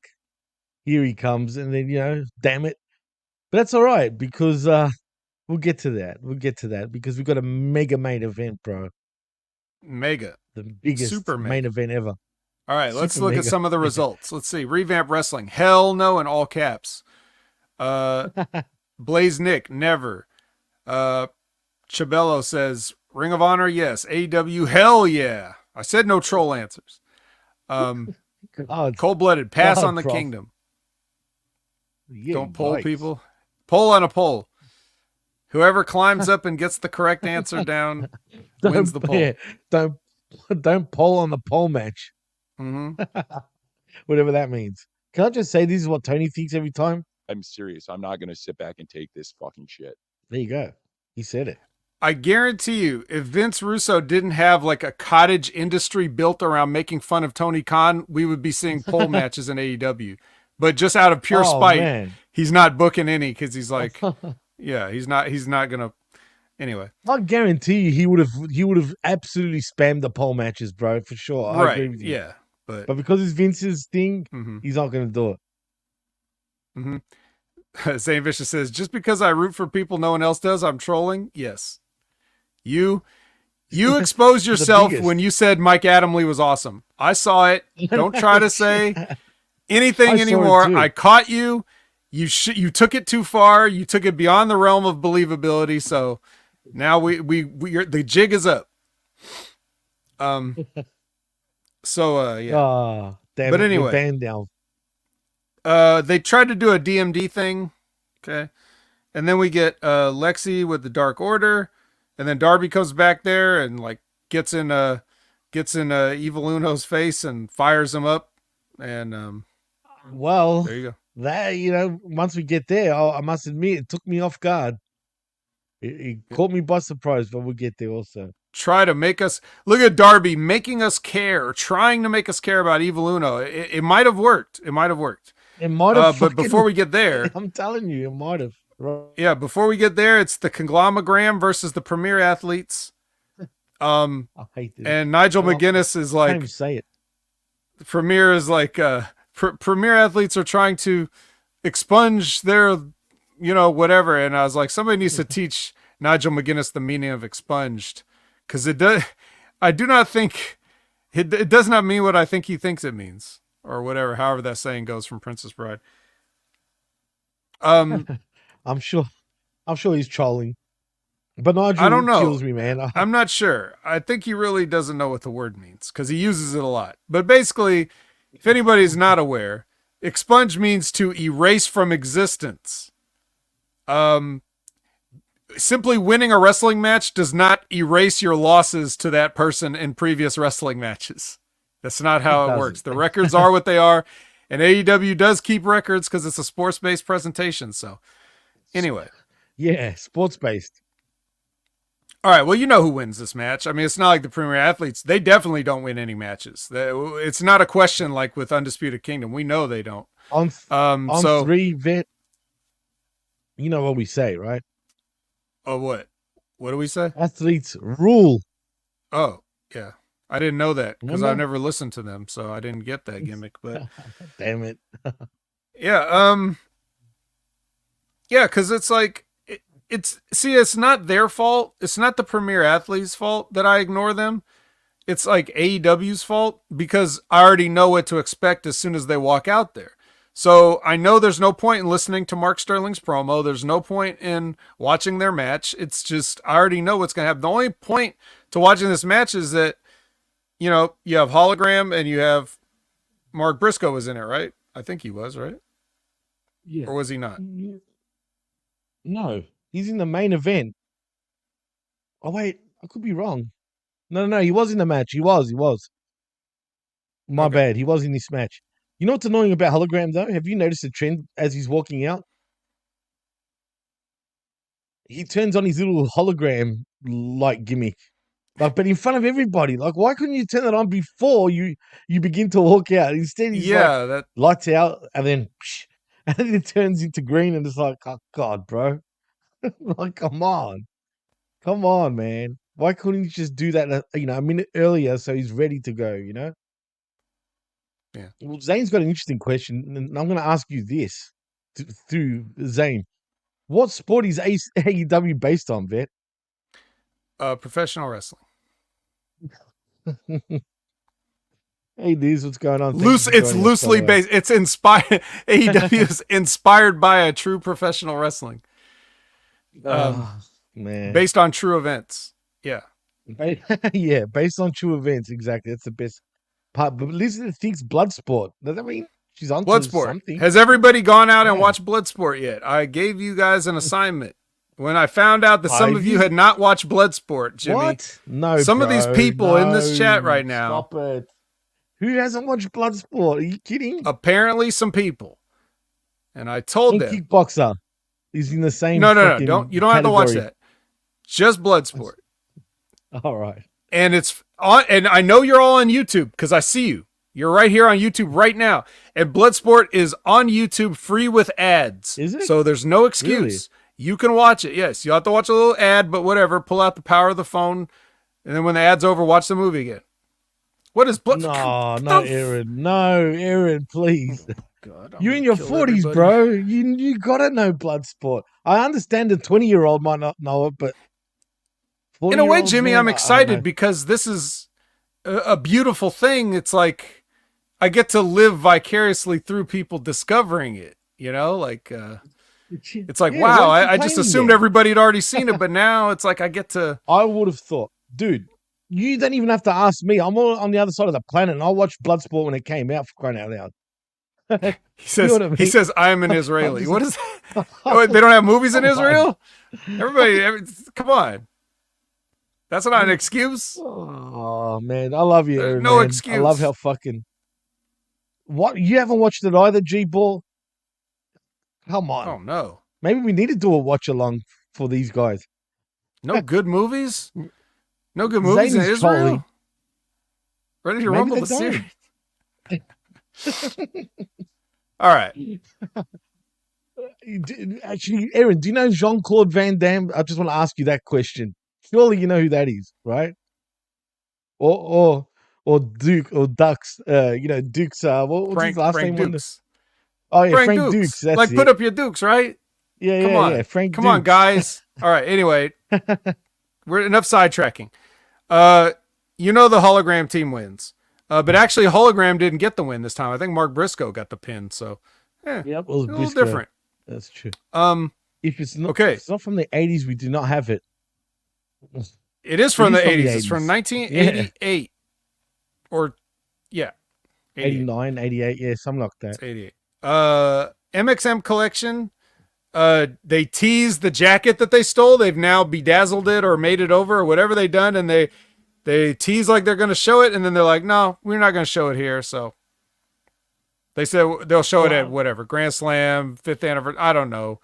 I don't know what matches are going to be on which show anymore. I'm lost. Oh no, they didn't. Did they announce it? I don't think they even announced where. They said where they were going to unveil it, but I forgot. Grand Slam, I think there has to be. Let's hope. You know, they would be like, we're going to give you a grand slam. Yeah, something like that. So. But hey, MXM, love him. Okay.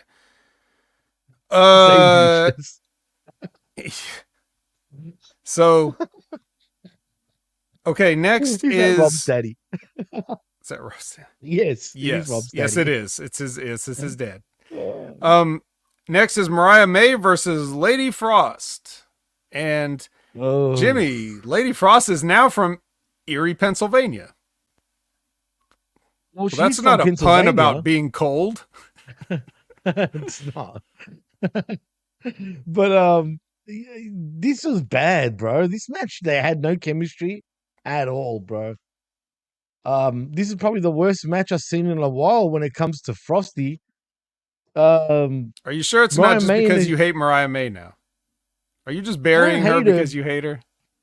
I think they're overexposing her a little bit, dude. Like too much of her. Like she's the around too much. She's literally the champ. Yeah, but has she put the belt on the line against anybody? Yeah, Lady Frost. I mean, was that for the championship? I don't think it was. No, it was a proving ground match. No, it's no, title eliminator. When it's AEW, it's a title eliminator. Yeah. When it's Ring of Honor, it's a proving ground, bro. I fucking hate that. But yeah, Mariah May and the Storm Zero that she delivered on Frost, it just looks like she's so close. I know they're pros, but the way it's executed, you know how it's kind of that quick sort of execution. It's just a papa sort of thing. The way she does the pole driver. And yeah, like, see, thank you, Liz. I know I've been putting her over, but now Mariah I'm not. May? Hey, Mariah May. I like it. I'll leave her alone. Anyway, she's the champ. Respect your champion. Whatever. Acknowledge your tribal glamour. No, and I hate the glamour thing. I think of Glamazon when I hear it. But anyway, I don't like that Storm Zero, the way she executes it compared to the originator in Tony Storm. Because I feel like she's gonna hurt someone, man, the way it's done. Even when Tony shouldn't really. I just think that move shouldn't even be used like that, man. Just do a normal pole drive for crying out loud. This fucking guy. And even that, it's risky. Just come on. This fucking guy. Yeah, she's gorgeous, Nick, but that's it, bro. For now. Pile drive everybody. I think without makeup, she wouldn't be that hot, though. If you look at her face carefully, I don't know. Yeah. I wrote down somebody needs to. Not only do they need to teach Nigel McGuinness what expunged means, they also need to teach him what demure means. Unless he's doing that meme that kids do from TikTok, but I'm not really sure. But he called Mariah May demure, which she definitely is not fit the actual definition of that word. Did he mean it in that context, though? Do you think? He like I said, he's either using it wrong, like he did with expunged, or he's referencing the TikTok meme. But I'll go with the latter. Yeah, Nigel McGuinness, the TikTok guy. Yeah. So we get a package on Yuka and May, and then we get Lexi with Willow, and then here comes Deanna and Taya, and they offer some protection to somebody for the match. So like Deanna's trying to do she's trying to do an Italian gangster thing. She's trying to be Tony D'Angelo. I did see this, but this is when, for some reason, every time I see her now, like when it comes to Deanna Purrazzo, it's just all I'm hearing is blah, blah, blah, blah, blah, blah, blah. And that's it. That's all I'm hearing. I'm just looking, but it's just blah, blah, blah. And I couldn't help but look at Taya and looking at her thinking, man, is she looking like a dude out of nowhere? I mean, no offense. She's looking very manly, dude. Is she hitting the testosterone or something? What's going on there, man? I don't know. She looks like she's gotten in some shape, so that's good. Yeah, she's in shape, but like, I don't know, man. I just feel like she looked and wrestled like a couch when she was in NXT. So at least now she's like back down to a fighting weight. The original OG Monet, Frankie Monet. Remember the name? She should use that to, Mercedes Monet. They could have been called the Monets. Hey. Yeah. And where was she this week? Where has she been these last 2 weeks, Vet? For this money, you better show up. Money. What do you think Sammy Guevara's been on our TV for the last 2 weeks, bro? This is his chance. He's sneaking in while she's not around. That's bro, get exactly over right, it, bro. Yeah, I'm just saying. All right, Acclaim freestyle promo. What'd you think? Bad, very bad. There's a reason why they've taken the mic off you, bro. Stop trying to do it. It's almost like you can't help it. Yeah, he's got the itch. He has to fucking rhyme, but this rhyme was corny as fuck. He just doesn't have it, dude. He can't rap, can't rhyme. Just shut up already. And what are they talking about scissoring when it's MXM? There's going to be all sorts of... They'll love scissoring. You know what I mean? Everyone's going to love scissoring in this match. It's the ultimate counter. Finally, scissors don't work on these opponents, you know? Not on these guys. Trust me, they won't. I hope MXM do beat the hell out of what are they called again? See, I forgot their name already. Then let's move on. Let's move on then. Next is Darby versus Uno. Great match. Here's the question. Did we care about Uno? Was Darby that good? Yes. He 100%. Did it. And you know what? Psychology in this match was chef's kiss. Loved it, bro. This match told the story from what we saw earlier to this match. I didn't think I was going to like it. I didn't expect for it to be the way it was, but god damn it, yes it did, and it made me care, and I don't care about Uno, right? And it's not even about me even caring. The point is the psychology aspect of the match and the lead up to that and the way they pulled it off in the end was top notch, dude. You can't deny it. Anyone that tells me otherwise is tripping. Aaron Ben Shlomo is tripping. But don't worry, he hasn't seen Bloodsport, so he can't be trusted sometimes. Jesus Christ. Am I wrong? Am I saying... nope. Honestly, tell me. Well, not to me. Oh, good. I mean, I just was like... I basically... How do I put this? I want to give you the short version. I'm glad I wish you agree. That's I could... I wish I had... Even as much as I don't like watching AEW... Right. I kind of don't really like watching any wrestling anymore. It's kind of a chore for me. But because of all you guys, I want to come on here and put on a show every week with Jimmy or Ray or Brandon or all the people that I work with. I want to put on a show for you guys because you support us and I want to be there for whatever you guys need. So I watch these shows, and because of scheduling and everything like that, I can't just I kind of have to cram these shows in. So I feel like I kind of half-ass the review sometimes because not only is it not worth talking about, but even if there's something I want to talk about, sometimes I have to gloss over it just because in order to finish watching Collision by the time that we end up clicking record, I got to speed through a lot of it. So I would have really liked to take my time and enjoy this match. But even speeding through the match of watching Darby Allin on double speed and watch this match with Uno, I could still feel how good of a match it was. So it's good, man.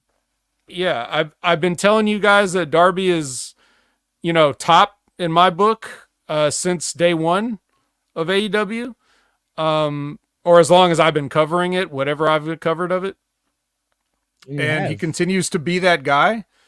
The only problem with Darby is not a problem with him, but it's like he's definitely on the much smaller side. So there's too many other guys in the company that are on his size level, and there can only be so many. There can only be like a very couple of people like that can be this size and be believable. So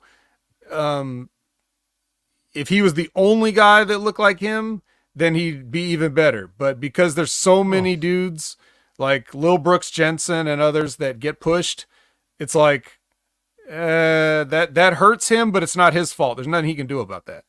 So I wish. Continue on. I was just gonna say I wish that that wasn't the case, but it is. So with the a la carte method, Darby Allin is always on the menu for me. and I wish that they had more and better stuff for him, but we take what we can get. But in saying that, he understands who he is, and we've said this a million times, and that's what makes him stand out of all the little, dudes. That's why he wrestles the way he does. I know it's reckless, but he needs to somehow sort of make himself stand out from the rest. And that's the only, he's believable because of the way he wrestles. He's the only smaller guy that I can let my, what's it called? Oh, man, I'm forgetting when we're live. Sometimes I forget the simple words, man. Suspension of disbelief. Suspension of disbelief, right?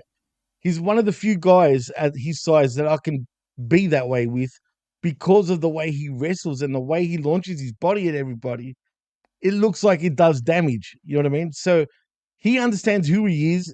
That's his psychology aspect of telling a story in the match by the way he wrestles. But I think Darby has grown so much as a performer in the last 2-3 years, dude. Especially the last 2 years, I think he has improved so much, man. And this match is a great example of it, man. Yeah, I don't give a shit about Uno. I know none of us give a shit about Uno. And the thing is, next week this match is not even going to matter, unfortunately. But on this night, something right on this night, it mattered. You know what I mean? And I cared.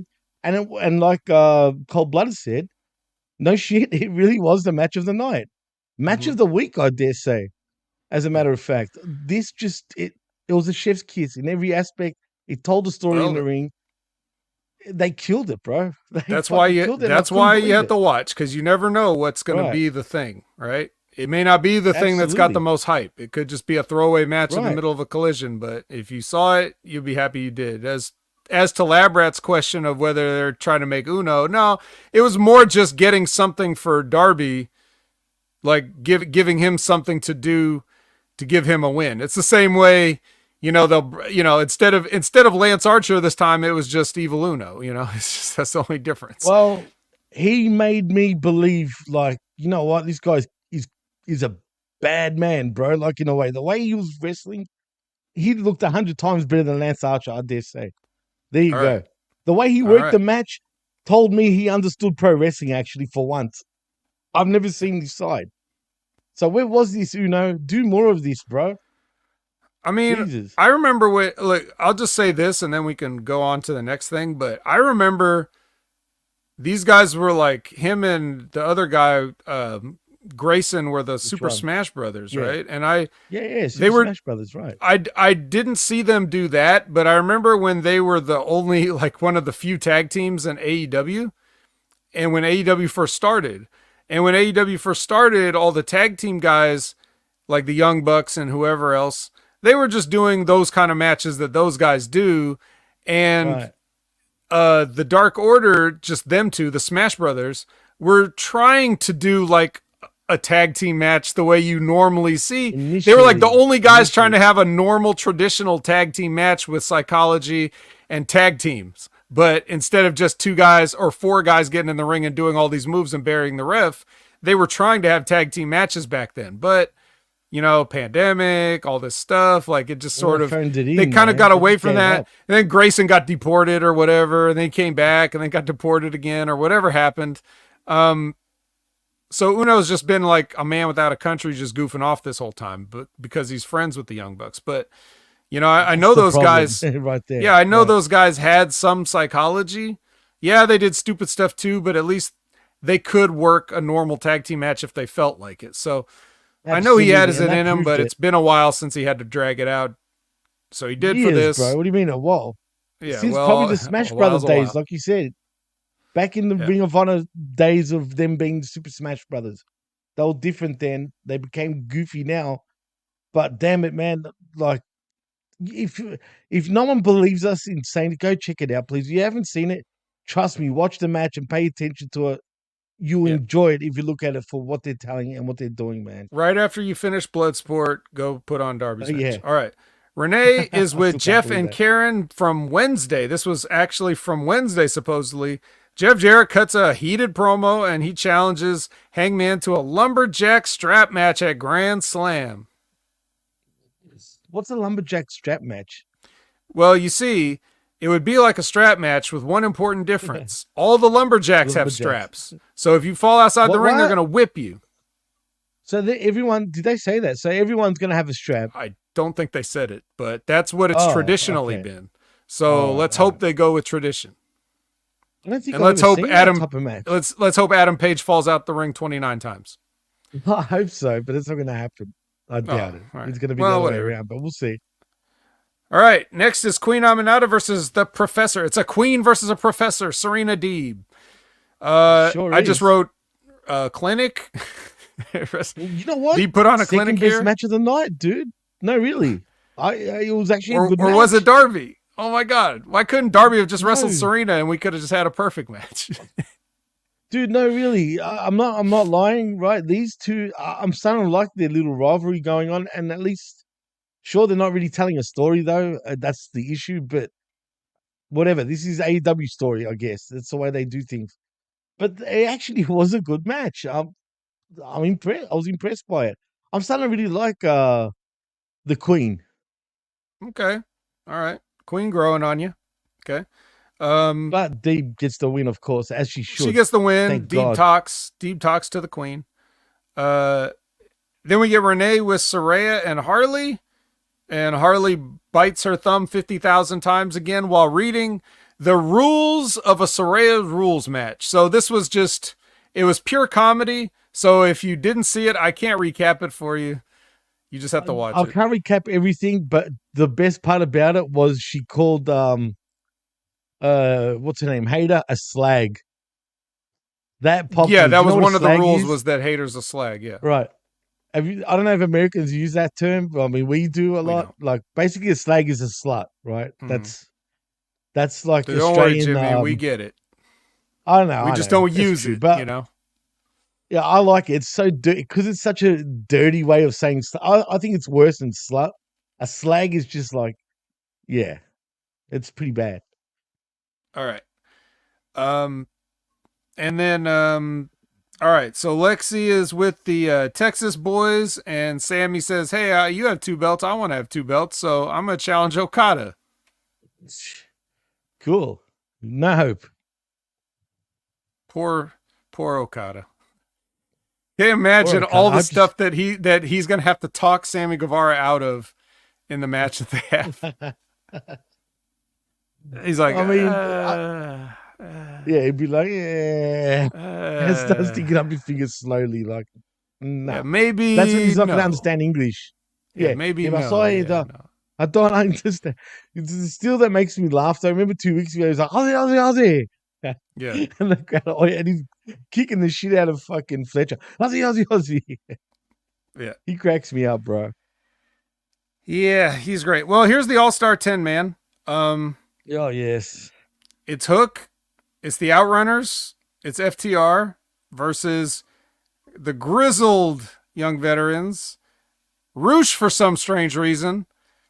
And Roderick Strong and one more time, Jimmy. Oh, man. Wait, let me get to it.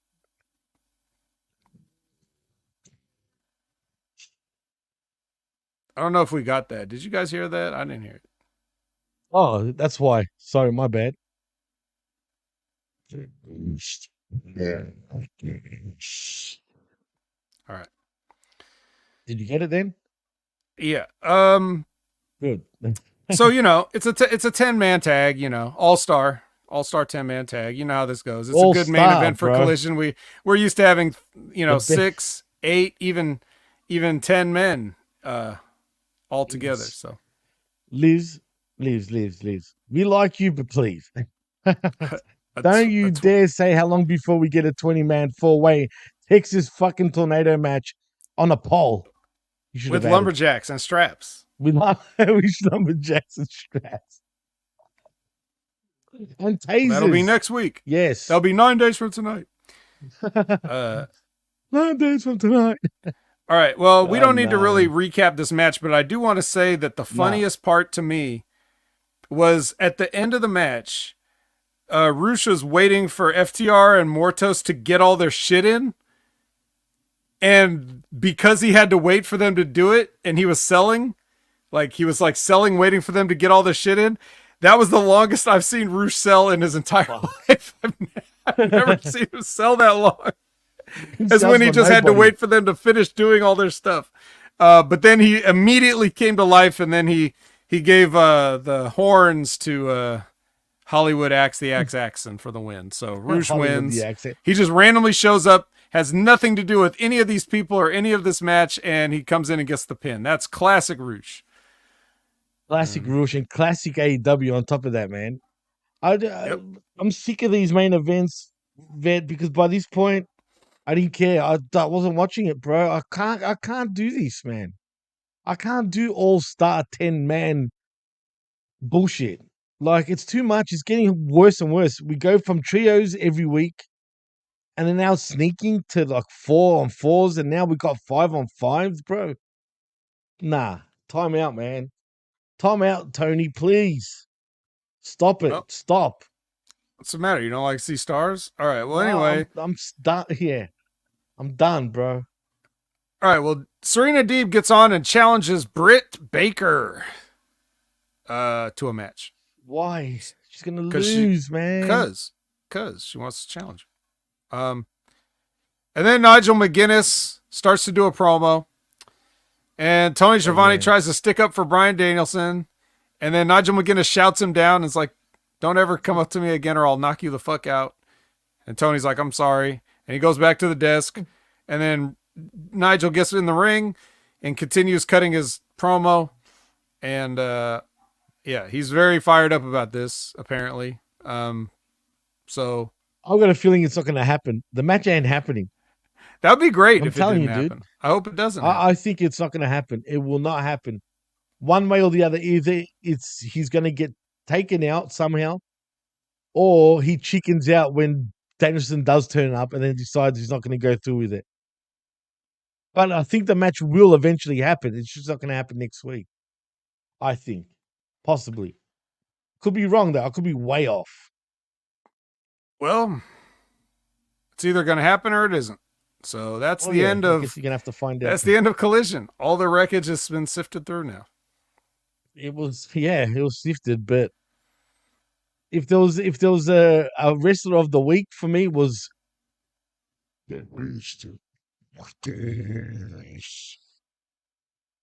simple. He killed it all week for me, and Darby and Uno was the match of the week for me, easily. All right, by far. We don't even grade anymore, Vet, though. Do we grade this shit somehow? Or we just don't even bother? I thought Collision was better than Dynamite. MXM works for me, bro. But for real, I actually did enjoy Collision more than Dynamite, weirdly enough. Well. Yeah. I don't know why. It just seemed flowing better until we got to the end. That's another story. I just felt like they actually gave a shit a little bit when it comes to Collision. It felt like there was a bit more emphasis on it this time instead of it just being a waste. But when you do main events like that, that's a waste. But there was 10 stars. 10 megastars, bro. Is that what they call them? Megastars? They're not superstars. They're... Yeah, I don't know. Megastars. Oh, no, I'm overdoing it now. Okay, how about this? Mega. There you go. There you go. Money well spent on a roadcaster. So, oh, absolutely. I love it. That's it. That's all we got. We're done. We sifted through the shit. So insane, that bit. Well, there goes fucking shit's falling all over the place. I think I'm feeling a little joya after this, Vet, as a matter of fact. So, tell them what you're doing, bro. Well, you can find me at Opinion Haver on all social media platforms. You can find me on the Next Level Wrestling Review every Wednesday at 8 a.m. Pacific, 11 a.m. Eastern, right here. You can find me for the Impact Attack every Monday at 6:30 p.m. Pacific, 9:30 p.m. Eastern, right here. You can check out Wrestling Rip Rogers at their concrete time of whenever they go live, except not this week. So you can also check out the Stevie Richards Show every Friday. Check out JTG's YouTube channel and check out everything else on HMG, including The Bottom Line. And Jimmy, you've got a show coming up in a couple of days as well, too, which you could tell the people about. Well, if you love your WWE Monday Night Raw, just like we do, well, then tune in Tuesday morning, 10 a.m. Eastern, 9 a.m. Central. And what was the Pacific time, actually? Vet, you always say it. I actually forgot what the time is for Pacific. 7? Is it 7? Damn, that's pretty early. Well, anyway, come and tune into I Like a Raw with myself and Big Ray Hernandez, where we talk all things WWE Raw every Tuesday mornings. And of course, I wasn't on the Smack Attack yesterday. It's because of the times. What's it called? John was, started a little bit later. By that point, I was pretty buggered. So that's why I wasn't on. But yeah, I'll be on this week with John to do the Smack Attack. And of course, this show right here for with myself and the vet, of course, every Sunday mornings at 11 a.m. Eastern, 10 a.m. Central, 7 Pacific, or is it 8 Pacific for this show? So, yeah, that's it, man. And if you want to follow me, you can on the Twitter right there, DJ Mass Effects, and at the PWC Network. Like and subscribe right here at channelattitude.com, where $5 only to get the best, but the realest talk in all the pro wrestling. And also HaminMediaGroup.podbean.com for all our affiliate shows. And last but not least, like and subscribe right here at Hamin Media Group YouTube channel. And I've noticed you guys have been, because the subscriber numbers have been going up every week, which we very much appreciate. So we just need 100 more to get to that 1,000 mark. So please, guys, keep liking, keep sharing, thumbs up, thumbs down, whatever you want to do. Just get us out there so we can reach that 1,000 mark. They'll be very much appreciated. So that's about it from me, Vet. So tell them where they can find you. I know it's easy. Already did, Opinion Haver everywhere. I already told you, Jimmy. I pitched it to you. You're pitching it back everywhere. You can find me watching Bloodsport free on YouTube with ads. There you go. And if YouTube won't let you watch cool movies in your country, get a VPN. Yeah. You know what? Maybe we should do a watch along one day for everybody for Bloodsport. Aaron, you go watch it now, damn it. As soon as we go and catch it. And for anyone that hasn't watched it, please do yourself a favor, but I can't believe it. I thought you were trolling me, but I guess you weren't. I mean, that's crazy. So anyway, in saying that, I am Jimmy T. That is the vet, Jamie Williams. And you've been listening and watching The Wreckage. Peace.